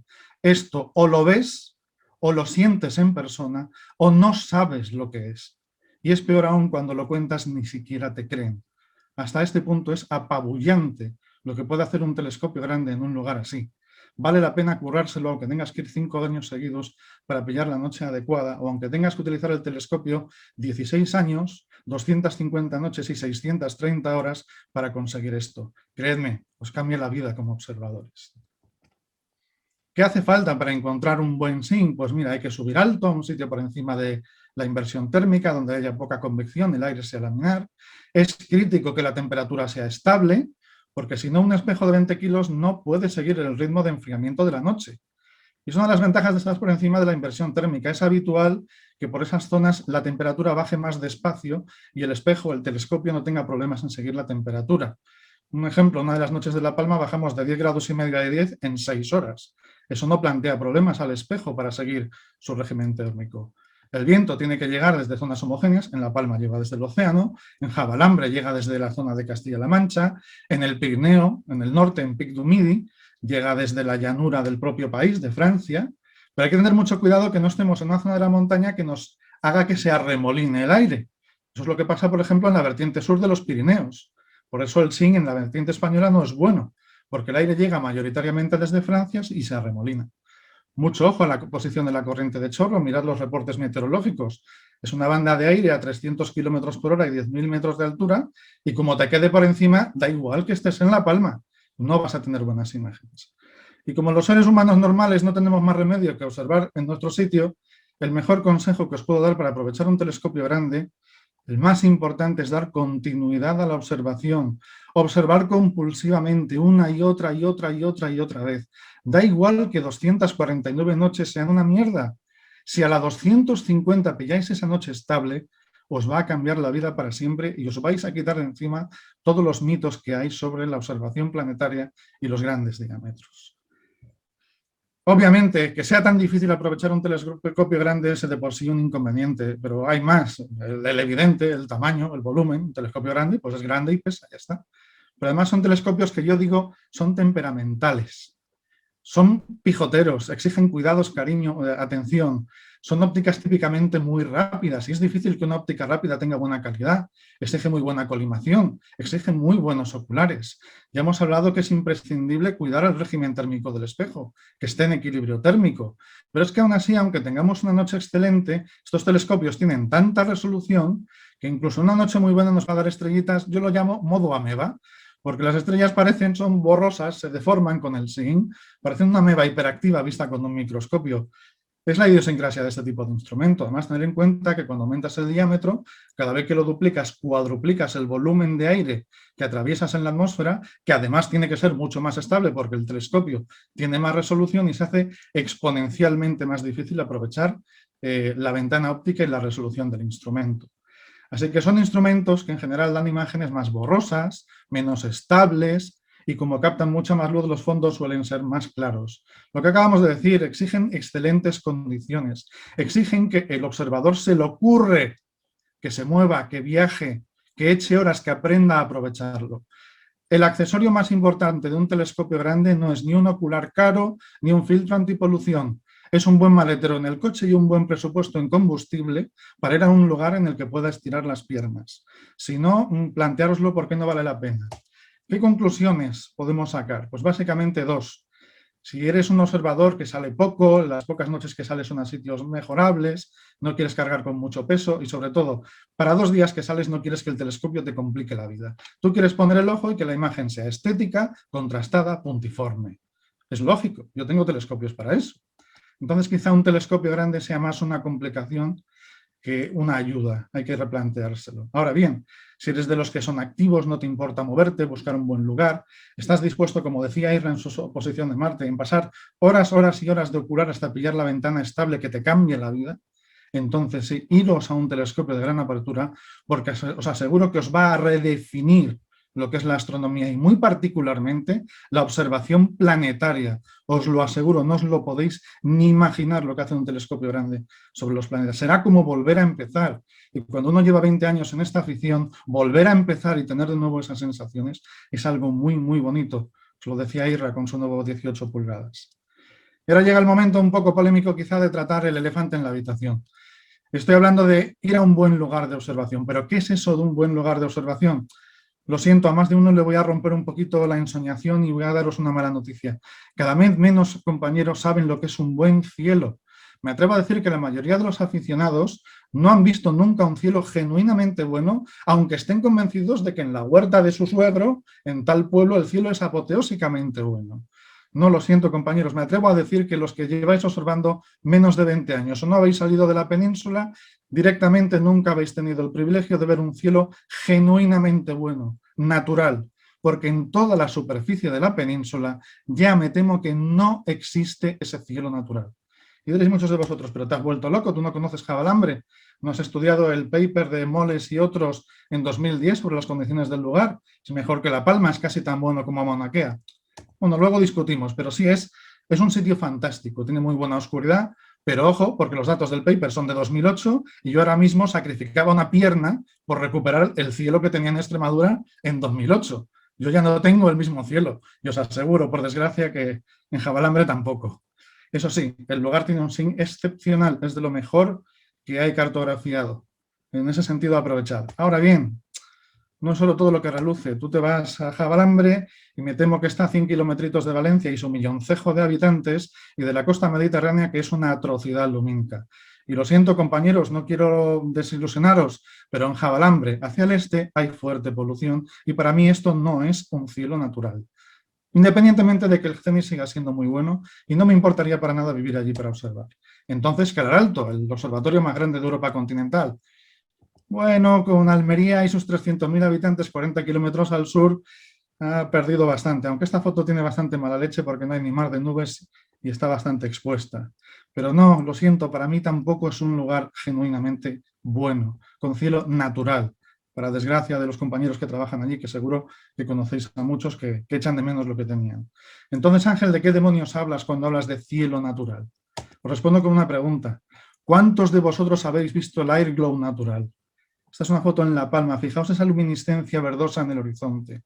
la recombinación natural de las moléculas que el sol por el día rompe y por la radiación ultravioleta, y por la noche se recombinan los óxidos de nitrógeno y el ozono. A mí emocionalmente ir a La Palma y ver el Airglow tan luminoso en el horizonte cuando no hay nada de polución, porque no hay nada en 4.000 kilómetros, me deja completamente anodado. Emocionalmente me parece increíble, es lo que más me gusta. Hay sitios en la península en los que todavía se pueden ver algunos fragmentos del Airglow, pero siempre arcos reducidos en azimuts particularmente buenos, con poca polución, pero siempre, por desgracia, rodeados de arcos quemados de polución. Yo no he encontrado ningún lugar en la península en la que pueda ver lo que tengo aquí. Os puedo poner otro ejemplo. ¿Cuántos de vosotros habéis visto la banda zodiacal y el Gegenschein? No digo la luz zodiacal, aunque físicamente sean lo mismo. No digo la zona brillante que se veía tan bonitas en las fotografías de Leo, que brilla tanto al atardecer en la primavera o antes del amanecer en el otoño. Yo hablo de esa banda lechosa, pálida, como una vía láctea secundaria, que cruza el cielo de lado a lado y con una zona más brillante, el Gegenschein en el medio. Muy pocos de vosotros estoy seguro de que lo habéis visto. ¿Habéis tenido esa sensación de estar bajo el cielo y decirte, me estaré volviendo loco, pero si hay como una segunda vía láctea? Si no habéis tenido esa impresión, lamento romperos un poquito la imagen, pero no habéis estado en un cielo genuinamente bueno. La buena noticia es que todavía, como esto no está tan bajo cerca del cinturón de polución luminosa, hay zonas de la península en las que todavía lo podéis ver. Pero daros prisa, porque con el reglamento que viene me parece a mí que va a durar poco. Entonces, ¿qué es un buen cielo? No, compañeros, no vale con ver una buena Vía Láctea. En mi pueblo hace 30 años se veía la Vía Láctea dentro del pueblo.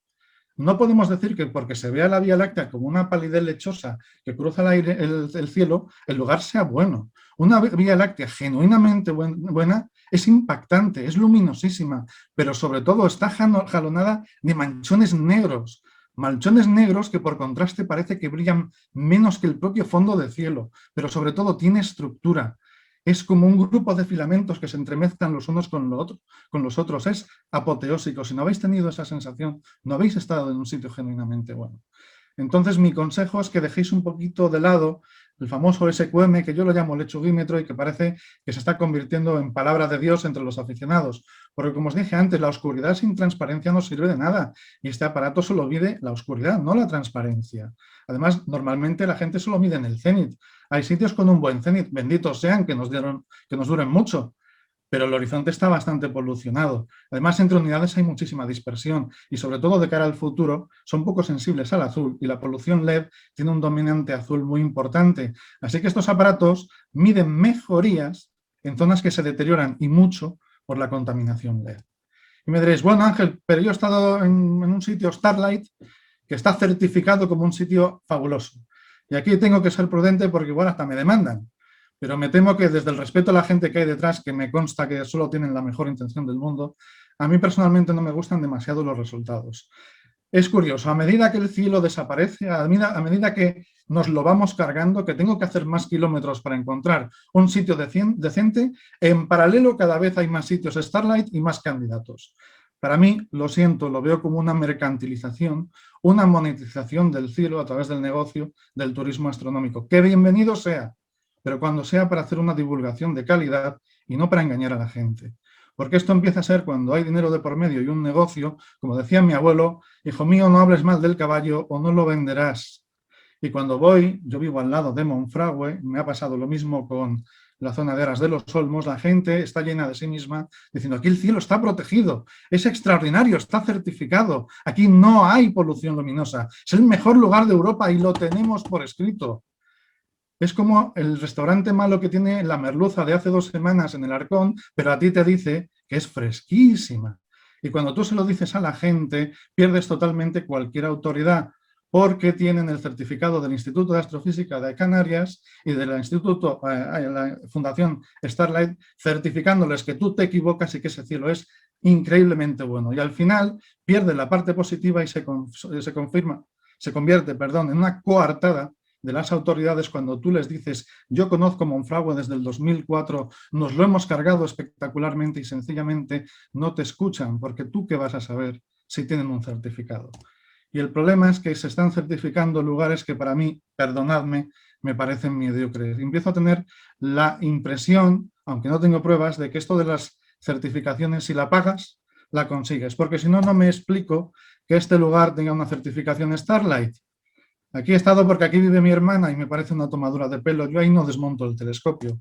O una de las primeras de destinos turísticos Starlight, o ahora que son internacionales, un lugar que han certificado recientemente en Portugal. Yo soy originario casi de al lado y os aseguro que yo ahí no voy a observar. Por no hablar de las CIES que están aquí en esta misma imagen, pero me he olvidado de ponerlas a 10 kilómetros de una de las ciudades más polucionadas de Europa y que encima se jacta de serlo. No, compañeros, este era el solo cielo que teníamos en 2006, esto es lo que nos queda en 2021 y la mala noticia es que este mapa es muy, muy optimista, porque parte de datos de un satélite que casi no tiene en cuenta la luz azul del LED, la situación real es bastante peor. Yo creo que esto es una guerra perdida, porque vamos en contra de lo que quiere la gente, que es simplemente que ya no haya noche, convertir la noche en día. Pero si nosotros mismos somos los primeros en normalizar la polución y considerar privilegiado un sitio en el que ya ni se ve el Airglow, ni se ve la banda zodiacal, ni se ve el Gegenschein, en cierto modo, nos convertimos en cómplices, ¿no? No quiero ser cenizo, lo siento mucho, pero creo que hoy en día somos los propios aficionados los que estamos empezando a vender a la gente merluza congelada como si fuera merluza fresca. Y no quería dejar esta charla sin llamaros la atención sobre eso. Perdonad el tono, ya os advertí al principio que estaba enfermo. Pero bueno, no os preocupéis que no os doy más la brasa, ya me he pasado de tiempo y con esto lo doy por terminado. Muchas gracias a todos. Muchas gracias, Ángel, por hacernos esa manera de recapacitar y por tu claridad al pan pan y al vino vino, como se suele decir. Y bueno, hay mucha tela que cortar y desgraciadamente con las miras que hay en el nuevo reglamento, tanto en Andalucía o a nivel estatal, la verdad es que perdemos la referencia de poder tener un mínimo de calidad en nuestro cielo. Pues continuamos, Luis, al ataque. Vamos a abrir el micrófono de nuevo. A ver, activad el audio, que si no, luego me regañáis. Luis Gil, a ver.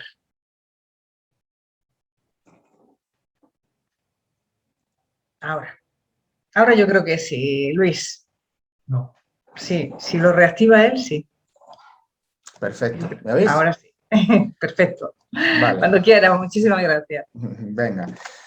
Pues realmente después de oír y ver la charla de Leo, de Israel y de Ángel, pues realmente poco me queda dicha que decir, ¿no? Pero bueno, voy a intentar tomar otra perspectiva, una perspectiva muy, muy realista, también en la línea de Ángel. Y en principio, pues, Leo, ¿cuántas emociones has transmitido? La verdad es que ha sido fantástica tu charla, me ha gustado muchísimo, como no podía ser de otra manera. Irra, ¿qué recuerdos has transmitido? Sobre todo cuando has puesto las fotos esas de los foros donde nos peleábamos todos tanto y al final todo saltó por los aires, ¿no? En aquellos años.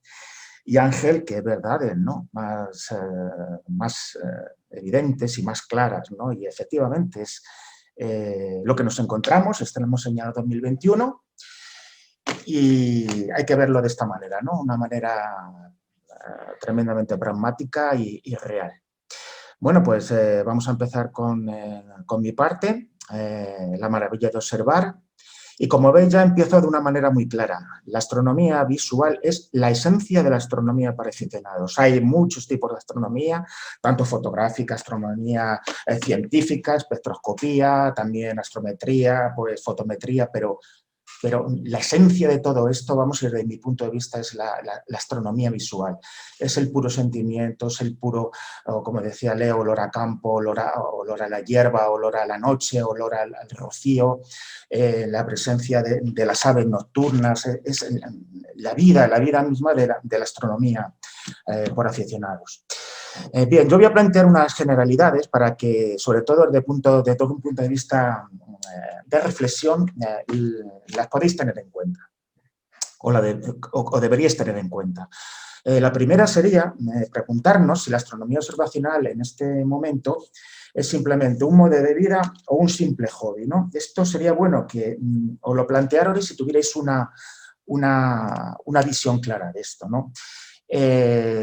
¿Cómo está la situación respecto a la absorción visual en este momento, después de lo que hemos escuchado hasta el momento? ¿Estamos en una decadencia práctica en la actualidad? ¿Vamos a algún sitio en cuanto a observación visual? ¿O cuánto tiempo nos queda de observación visual de acuerdo a los fundamentos que tenemos ahora mismo y los problemas que estamos viviendo, ¿no?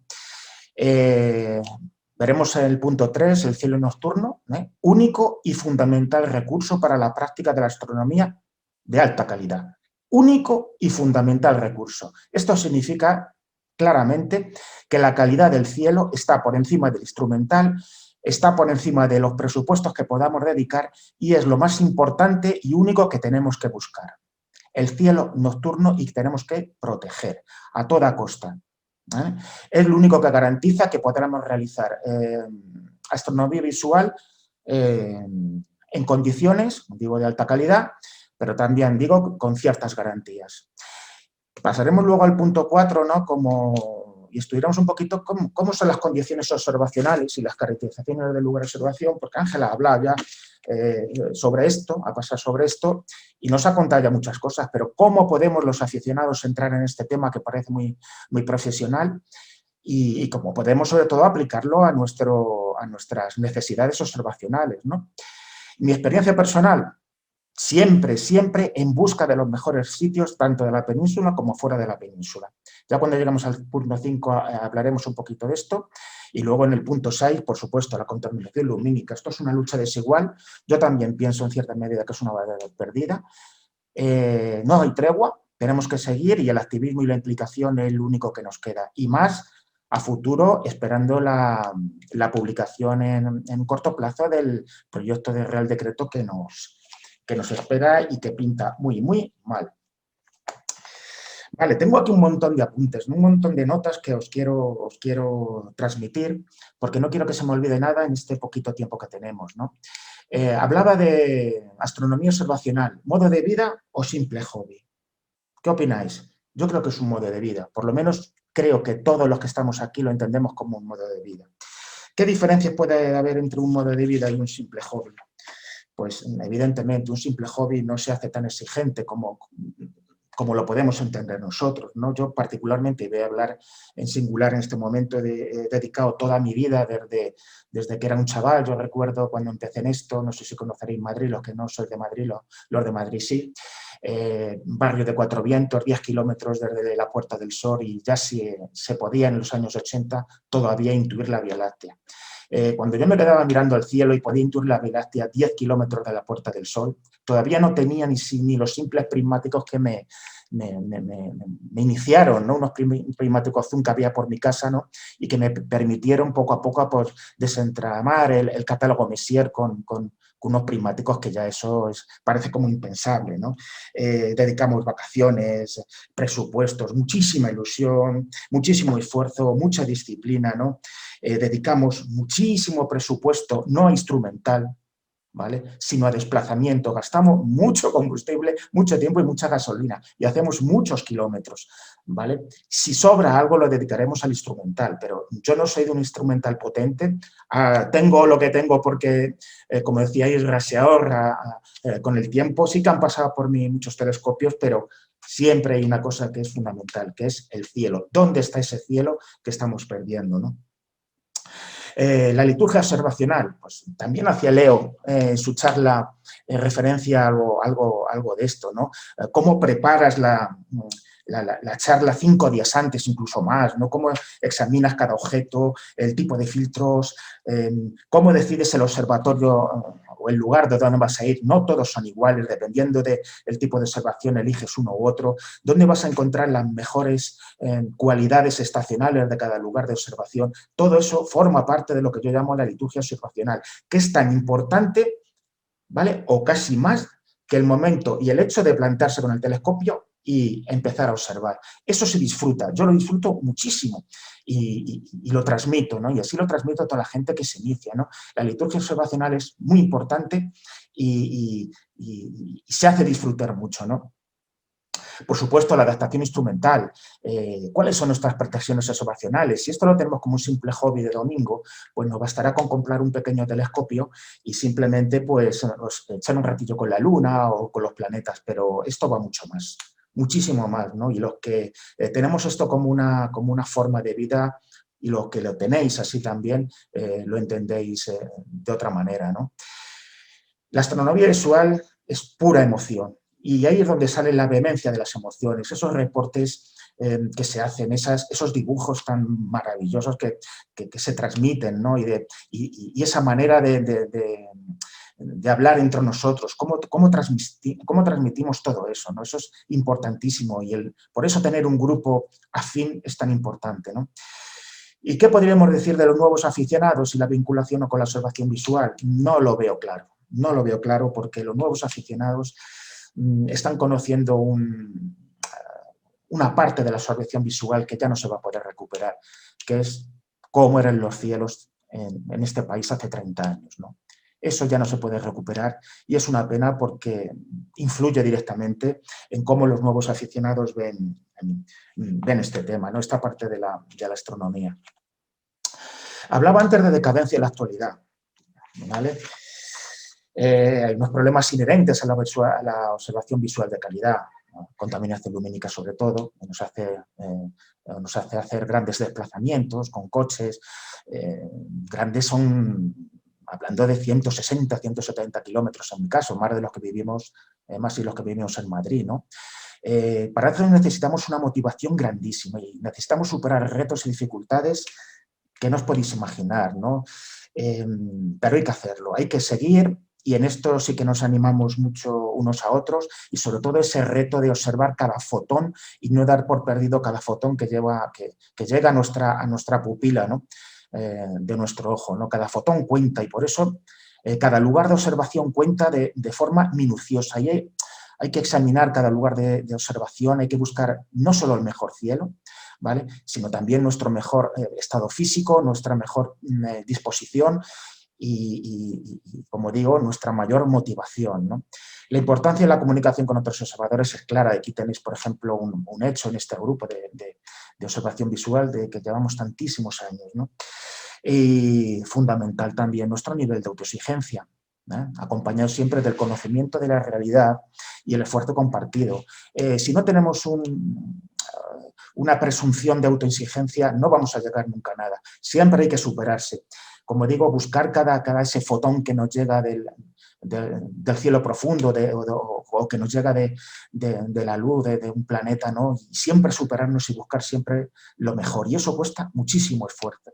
Mucho esfuerzo, pero hay que superarse y tener ese nivel de autoexigencia siempre superable. Y por supuesto la transmisión del conocimiento, pero siempre de forma fehaciente y coherente, ¿vale? Tener siempre fuentes de conocimiento óptimas. Ahora mismo se publican muchas cosas en las redes sociales, en YouTube, todo el mundo, como yo digo, tiene un blog, todo el mundo se dedica a la divulgación, likes, darme likes. No todo vale, hay que escoger muy, hablaremos un poquito luego de esto, con mucha delicadeza y cuidado nuestras fuentes de conocimiento, ¿vale? Y dentro de un grupo de astronomía visual, simplemente por la experiencia que nos une a todos los que estamos y en la transmisión de conocimiento vais a encontrar una transmisión del conocimiento muy buena. Bien, el cielo nocturno, recurso exclusivo y fundamental para la práctica de la astronomía de calidad. Instrumentación y calidad del cielo. Hay una controversia, ¿vale? Que, bueno, hasta cierto punto es lógica, yo no la veo tan lógica, ¿vale? Es intentar que la instrumentación está por encima de la calidad del cielo. Eso es un absurdo como un piano.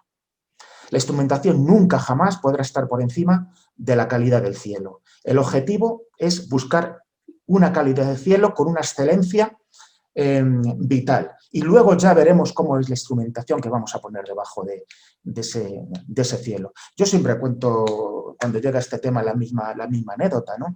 Yo llevo ya 5 viajes a Canarias, 2 creo recordar 3 a La Palma y 2 para observar y 2 a Las Cañadas. Y yo siempre lo diré, dame un 60 milímetros en el Roque de los Muchachos y te devolveré un 600 milímetros a 50 kilómetros de Madrid. Esto es lo que hay.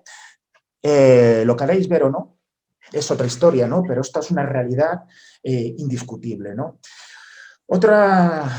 Otro tema que además particularmente me fastidia muchísimo es la infravaloración de la calidad del cielo nocturno. Estamos infravalorando la calidad de nuestros cielos. Un cielo de la 21,3 es un cielo mediocre. Mediocre. Qué exagerado, ¿no? Qué afirmación tan... Sí, y me quedo tan tranquilo. Es que es la verdad. Y eso lo deberían saber la parte legisladora, lo deberían saber los propios aficionados. Y aquí no se trata como yo digo, de talibanismo instrumental ni de talibanismo observacional, ¿no? Ni somos una especie a extinguir, que de cierta manera sí lo somos, pero es la verdad. Por esa infravaloración estamos viendo afirmaciones tan deprimentes como que en la próxima ley de calidad del cielo de Andalucía se están dando cielos como muy buenos, como cielos de la 21,4 a la 21,5. Eso es un absurdo. Un cielo de la 21,4, 21,5, solo en oscuridad, no estoy hablando de transparencia, ya es un cielo bueno, pero no es un cielo extraordinario, ¿vale? Por lo tanto, el brillo superficial del cielo es fundamental, ¿vale? En nuestra consecución de objetivos. Cuando vayamos a aplicar nuestros objetivos debajo del cielo, siempre tendremos que ver si ese brillo superficial del cielo nos lo va a permitir, pero no solo el brillo superficial.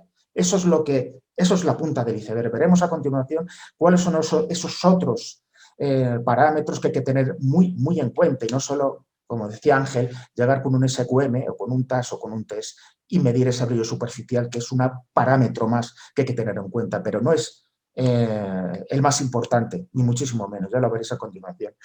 Contaminación lumínica, efectivamente, es el desaliento de la observación visual. ¿Qué quiero que os diga? Me cuesta mucho sacar el telescopio a mí o sacar un ocular de la caja en un cielo por debajo de la 21,4. Muchísimo. Y más, me desalienta fundamentalmente. Y normalmente eso lo hago cuando salgo en grupo y cuando salgo en alguna actividad colectiva como divulgativa, ¿no? Me cuesta muchísimo. ¿Por qué? Pues sencillamente porque desde que era un chaval, vale, y ahora ya tengo 56 años, estoy hablando del 80, me he acostumbrado a observar en cielos de altísima calidad.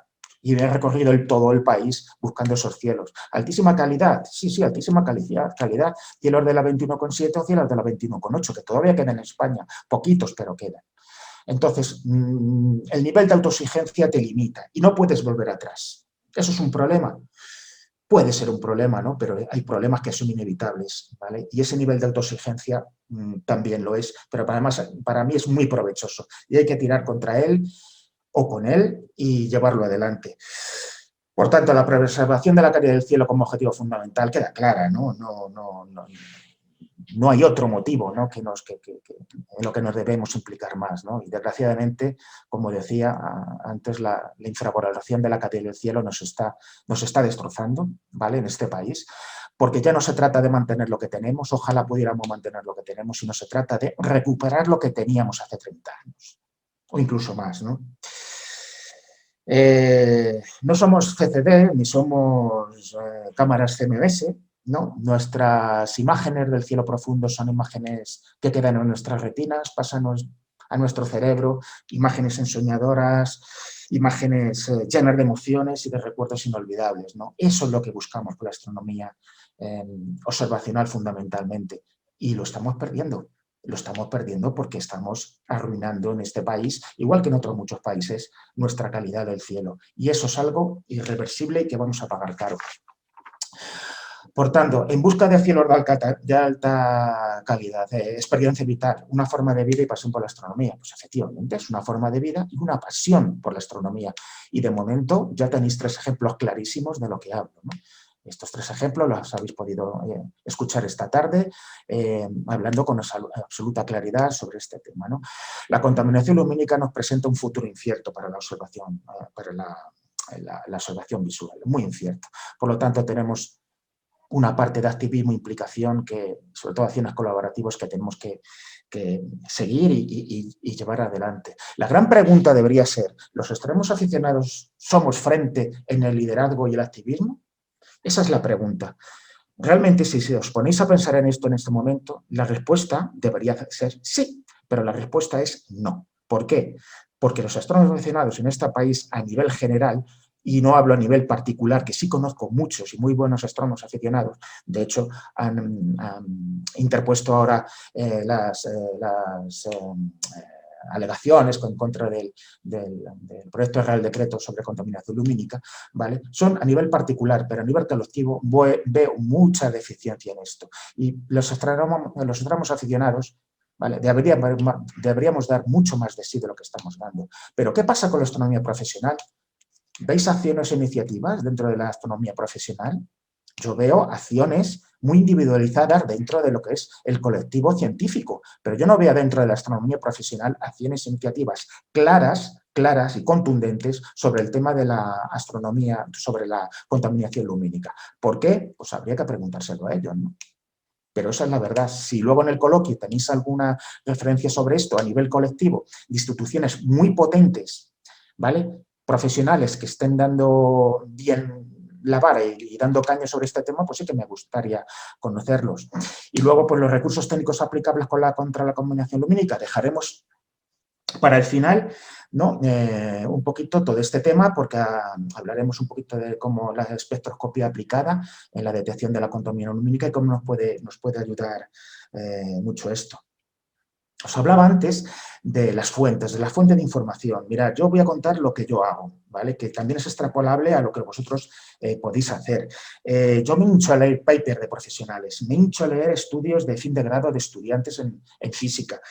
Y ahora mismo, por ejemplo, estoy contactando con un especialista en fotometría para hacer fotometría y detectar o medir mediante técnicas fotométricas el brillo superficial del cielo de fondo y así tener otras acciones diferentes a los que nos puedan dar o dar a conocer fotómetros naturales, como podéis comprar en cualquier sitio, como puede ser SQM o TAS o TESS, ¿vale? Entonces, ese tipo de cosas sí que me interesan mucho.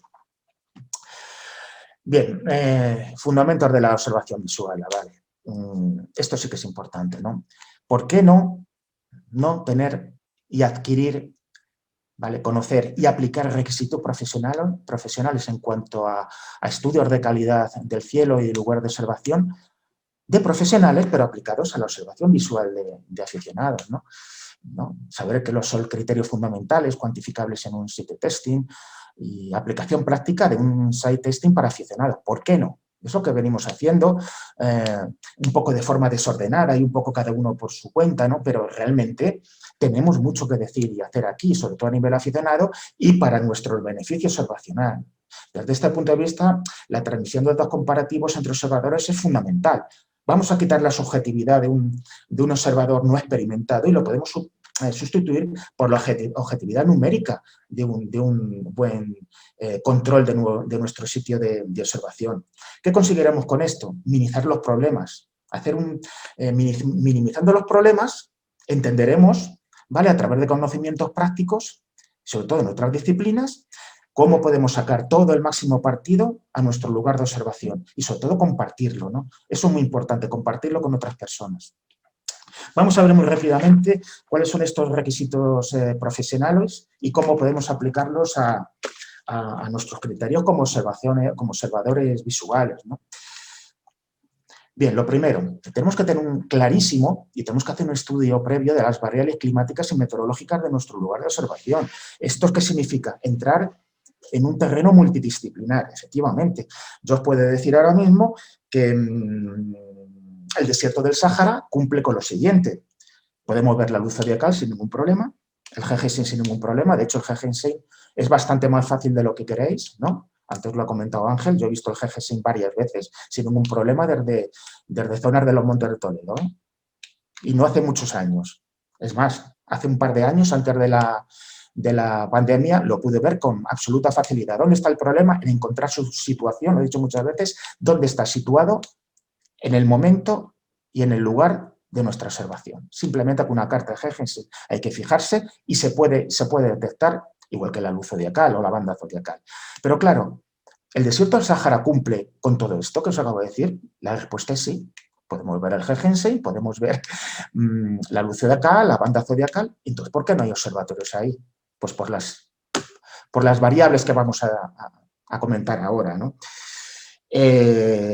La primera y fundamental, variables climáticas y meteorológicas, ¿no? Tenemos que tener en cuenta la combinación de los factores, ¿no? Y elementos. Por un lado, los elementos activos, que son la precipitación, la humedad, la temperatura y la insolación, ¿vale? Los efectos termodinámicos y los geográficos, ¿vale? La latitud del observador, la situación, el relieve, la influencia del mar, el jet stream, la corriente en chorro, etcétera, etcétera. La disposición, la altura, la orientación, la velocidad del viento, desplazamiento estacional. Todo esto forma un marimandum multidisciplinar que tenemos que tener en cuenta y tenemos que analizar, igual que las situaciones convectivas de nuestro lugar de observación, las advecciones de los elementos en los que nuestro lugar de observación sufrimos más a menudo, o cómo es el régimen de turbulencias que tenemos en nuestro lugar de observación, aires laminares, turbulencias verticales, horizontales, etcétera, etcétera. Con lo cual, esto es fundamental de entender.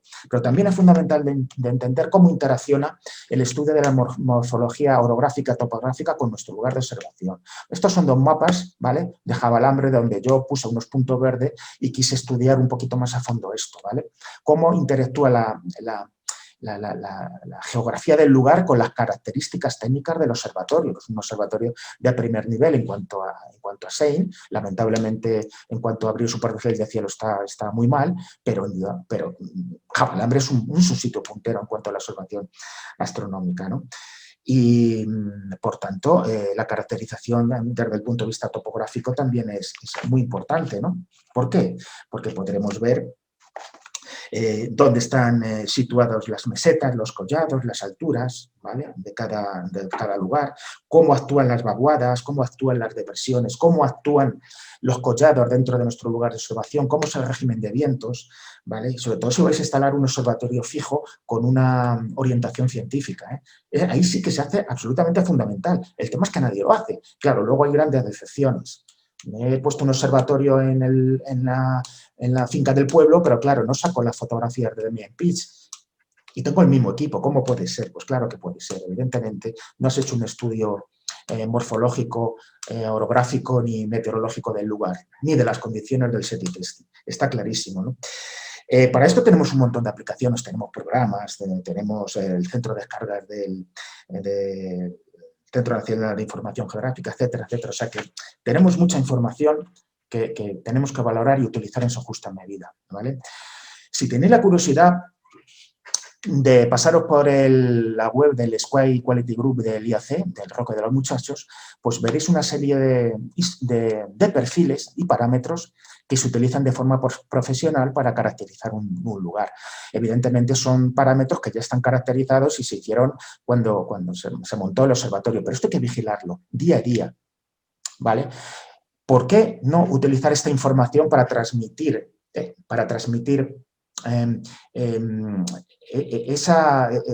esos parámetros al punto de vista aficionado? ¿Por qué no podemos hacerlo? Claro que podemos hacerlo desde el punto de vista aficionado. Habrá cosas que no y habrá cosas que sí, pero veréis, no podemos medir la columna de vapor de agua precipitable. Efectivamente, no podemos hacerlo, ¿no? Pero podemos medir de alguna manera la humedad relativa en capas altas. Claro que sí podemos, ¿vale? Y podemos medir aerosoles, podemos medir transparencia de alguna manera, aunque sea de forma rudimentaria. Podemos medir humedad, ¿vale? En determinados geopotenciales a 500 hectopascales, a 750 hectopascales. Todo eso influye. La transparencia es fundamental. Es fundamental. Casi más, y dependiendo de cada tipo de observación, que la propia columna de vapor de agua precipitable, ¿no? O sea, perdón, del brillo superficial del cielo, ¿no? Pero también se miden brillo en el infrarrojo, también se miden estadísticas de SIN, ¿cómo no podía ser, ¿vale? Con los DIN o con otros monitores como Excalibur, y cómo es el régimen de turbulencia vertical o cómo es la extinción atmosférica, cómo no van a medir en los grandes observatorios, ¿vale?, el coeficiente de extinción, ¿vale? Y sobre todo, no vamos a medir la meteorología en un determinado observatorio, o velocidad del viento, o en este caso, que es el Roque de los Muchachos, cómo evoluciona la capa de inversión térmica, ¿vale? Y como decía antes, el brillo de fondo superficial. Pero es que fijaros que una de las cosas que hay aquí es la emisión del espectro del cielo nocturno, ¿vale? ¿Qué están midiendo? Están midiendo el glow, ¿vale? Hasta el air glow puede ser un problema, ¿no? para la observación profesional. Nosotros lo buscamos, queremos fotografiarlo. Si vais algún día a La Palma y tenéis como lo que ha dicho Ángel, la visión es espectacular, ¿vale? Cambia la vida de un observador visual, ¿vale? Un sitio como el Roque de los Muchachos. Ver el air glow es tremendo, es ver algo que no te lo puedes ni imaginar, ¿no? Pero es que también se mide la capa de sodio mesosférica. ¿Para qué? Para la óptica adaptativa. Pero es que también se mide la sismicidad. Claro que se mide la sismicidad y tenéis el problema de que ahora de La Palma con el volcán. Imaginaros que en La Palma hubiera habido una zona al sur que hubiera tenido las mismas características observacionales que el Roque de los Muchachos. Pues claro, no puede ser igual. Una parte de La Palma está sujeta a una alta sismicidad y la parte, afortunadamente, del observatorio no. ¿Por qué? Porque se han hecho estudios de esos, ¿no? Entonces, evidentemente, si os ponéis todo esto en una costalera, lo agitáis, hay una conclusión. No es el operador quien abre la cúpula de los telescopios, ¿vale? Quien decide abrir la cúpula de los telescopios es el instrumental de medición. ¿De acuerdo? Y eso lo podéis tener claro. Es el instrumental que mide todo esto quien abre la cúpula de los telescopios. ¿Cómo podemos aplicar todo esto a la parte de aficionado? De una manera sencilla, es meterse en el tema. ¿Yo tengo un buen lugar de observación? No lo sé, porque no he hecho pruebas sobre él. ¿Podemos medir extinción atmosférica? ¿Por qué no podemos medirla? Ahí tenéis el equipo con el que mido extinción atmosférica, ¿no? Mediante software como Photodin, pues podemos medir y evaluar, sobre todo si nuestro sitio es bueno, ¿no? Y sobre todo si vamos a instalar un observatorio fijo, ¿no? Que sería imprescindible, ¿no? Podemos medir la fotometría estelar a diferentes masas de aire y sacar conclusiones, ¿no? De una forma relativamente sencilla. Solo hay que meterse un poquito y estudiar sobre el tema, ¿no? Medir cómo es la extinción a diferentes capas de aire, ¿vale? A la extinción a nivel estacional, ¿vale? ¿Podemos medir la resolución atmosférica? Y sí, pues claro que podemos medirlo en nuestro lugar de observación. Si vamos mucho y dedicamos un poquito de tiempo, pues siempre podemos analizar cómo son los anillos de difracción, ¿no? En nuestro ocular, o podemos utilizar, aunque sea de forma somera, cartas de resolución, como las cartas que propuso Rayleigh, Kodály, los Sparrow, ¿no? Esas que utilizaban ya los antiguos, ¿no? Para medir la calidad del cielo en cuanto a resolución y a SEIN, ¿no? ¿Y por qué no medir full width al máximo? ¿No? ¿Por qué no medir SPF? Claro que lo podemos hacer sin ningún problema, ¿no? Tendremos que llevarnos un ordenador y dedicar un poquito de tiempo, ¿no? Simplemente si vamos mucho y de forma recurrente, saber si el sitio es bueno o malo y aprovechar nuestros lugares de observación de una manera más eficiente, ¿no? Esto es fundamental. El brillo superficial del cielo en infrarrojo es sagrado. O sea, es lo más sagrado que hay ahora mismo. ¿Por qué? Porque la mayoría de los telescopios que se están instalando y se van a instalar en un futuro, ¿vale? Van a ser telescopios que van a trabajar en el óptico, en el IR. Además, están dotados y van a estar dotados de instrumental espectroscópico, van a llamar espectrómetro de todo tipo, de integral de gran campo, van a llevar instrumental que va a trabajar mucho en el IR. Pero ¿cómo nos afecta a nosotros la emisión en IR? Pues claro que nos afecta, ¿vale? Cuando un cielo brilla mucho en IR, es malo. Va a ser malo, hay que subir en altura y claro, un astrónomo aficionado que quiera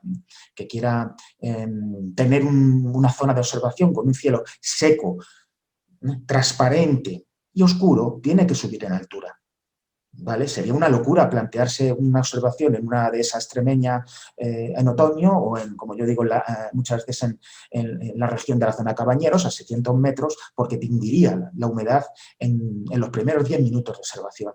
Entonces, la estacionalidad es muy importante, ¿vale? Y medir la humedad del cielo, ¿vale? O la opacidad, en algunos casos, que puede ofrecer los aerosoles, también lo es, ¿no? Y sobre todo también, no solamente en el IR, sino en el rango óptico, como veis aquí, ¿no?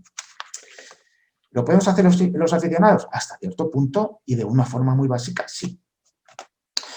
El kit de la cuestión. ¿Se pueden hacer estudios de brillo superficial del cielo y contaminación lumínica? Claro que se pueden hacer estudios. ¿Hasta qué punto son viables? Pues bueno, tenemos los SQM famosos, ¿no? Seguímetros, como dice Ángel. Tenemos otros instrumentos como el TESS y el TAS, pero son incompatibles entre sí. Son muy buenos, pero cuando están debidamente calibrados. ¿Vale? Tenemos el ejemplo de la caracterización del cielo de los chinos ahora en la meseta tibetana de Lengu, que han utilizado un SQM para medir el brillo superficial del cielo. No es un SQM que han comprado en Amazon, ¿eh? Os lo puedo asegurar. Es un SQM debidamente calibrado, radiométricamente calibrado, en longitud de onda que van a medir y van a saber medir con precisa exactitud, ¿vale? ¿Cuál es el brillo superficial del cielo en esa zona? Mediante filtros fotométricos, pues sí, claro, pueden utilizar, y de hecho están utilizando filtros fotométricos, VVR, Johnson-Coulson o de otro tipo, ¿no? Pero evidentemente lo están haciendo con un SQM, aunque parezca mentira, siempre sabiendo las respuestas espectrales que tienen los diferentes fotómetros y cómo se deben calibrar fotométricamente para que los resultados sean coherentes. Por tanto, sí podemos, de alguna manera, medir el brillo superficial del cielo, ¿no? Os acabo de decir que yo estoy en contacto ahora con un fotometrista, ¿vale? No es español, para medir el brillo superficial del cielo mediante fotometría, ¿no? Hacer una valoración de una aplicación básica para que la podamos utilizar todos, ¿no? Y ya lo iré poniendo en el grupo de una forma fácil. Ya veremos a ver dónde queda todo esto, ¿no? Vale, nos metimos ya directamente en los recursos técnicos aplicables en la contaminación lumínica. ¿Se pueden hacer calibraciones de contaminación lumínica aparte de los SQM? La respuesta es sí. ¿Cómo? Mediante espectroscopía.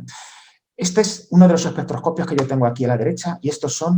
ojo que, claro, los observadores también somos observadores solares y las mismas condiciones observacionales también podemos aplicarlas a la observación del Sol, ¿eh? No todas, pero sí muchas. Aquí tenéis a la izquierda, ¿vale?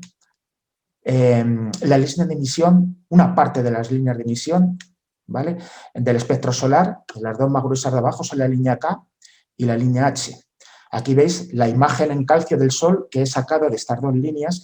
Y Jesús el otro día me preguntaba, ¿qué podemos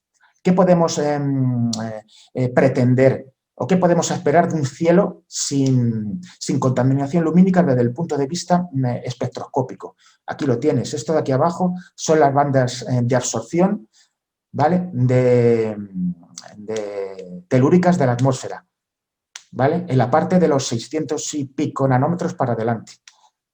O sea que esto sería, ¿vale?, lo único que deberíamos ver en un cielo pristino. La realidad no es esa. Pues claro que no es esa. Vamos a ver el sky blue, vamos a ver la moléculas OH, vamos a ver moléculas O1, O2, en los 557 nanómetros, en los 630, y eso todo es emisión. Y eso todo es también obstrucción a la luz en los observatorios, ¿no?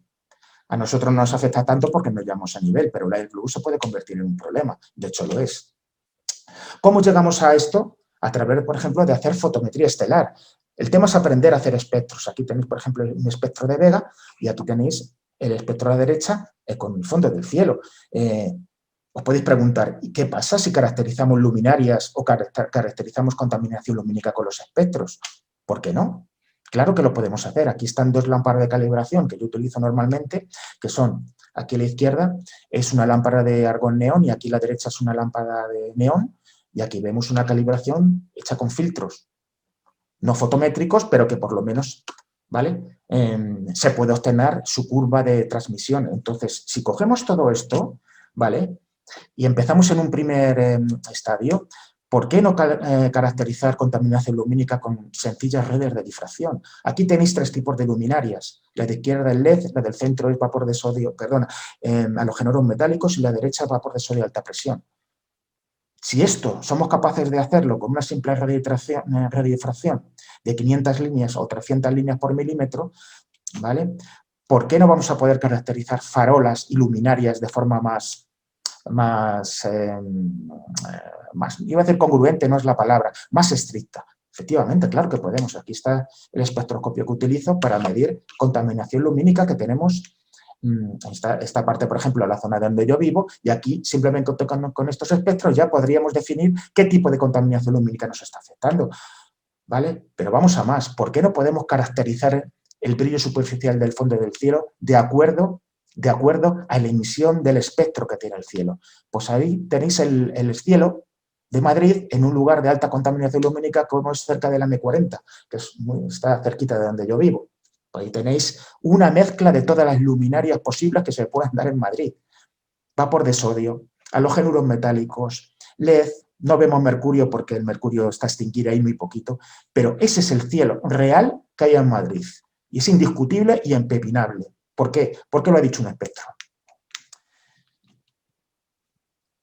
Por tanto, si juntamos todo esto, ¿vale? Tanto los espectros del cielo, como tenéis a la derecha, con los SQM y la utilización de radiodifracción, pues bueno, tenemos un dato más para caracterizar la contaminación lumínica, ¿no? Y hacer un poco más eficientes, bueno, esta lucha que estamos teniendo a nivel desigual y que es una lucha sin tregua, ¿no?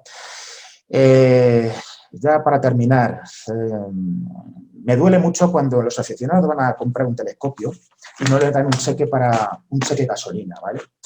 Muchísimo, porque entran mal.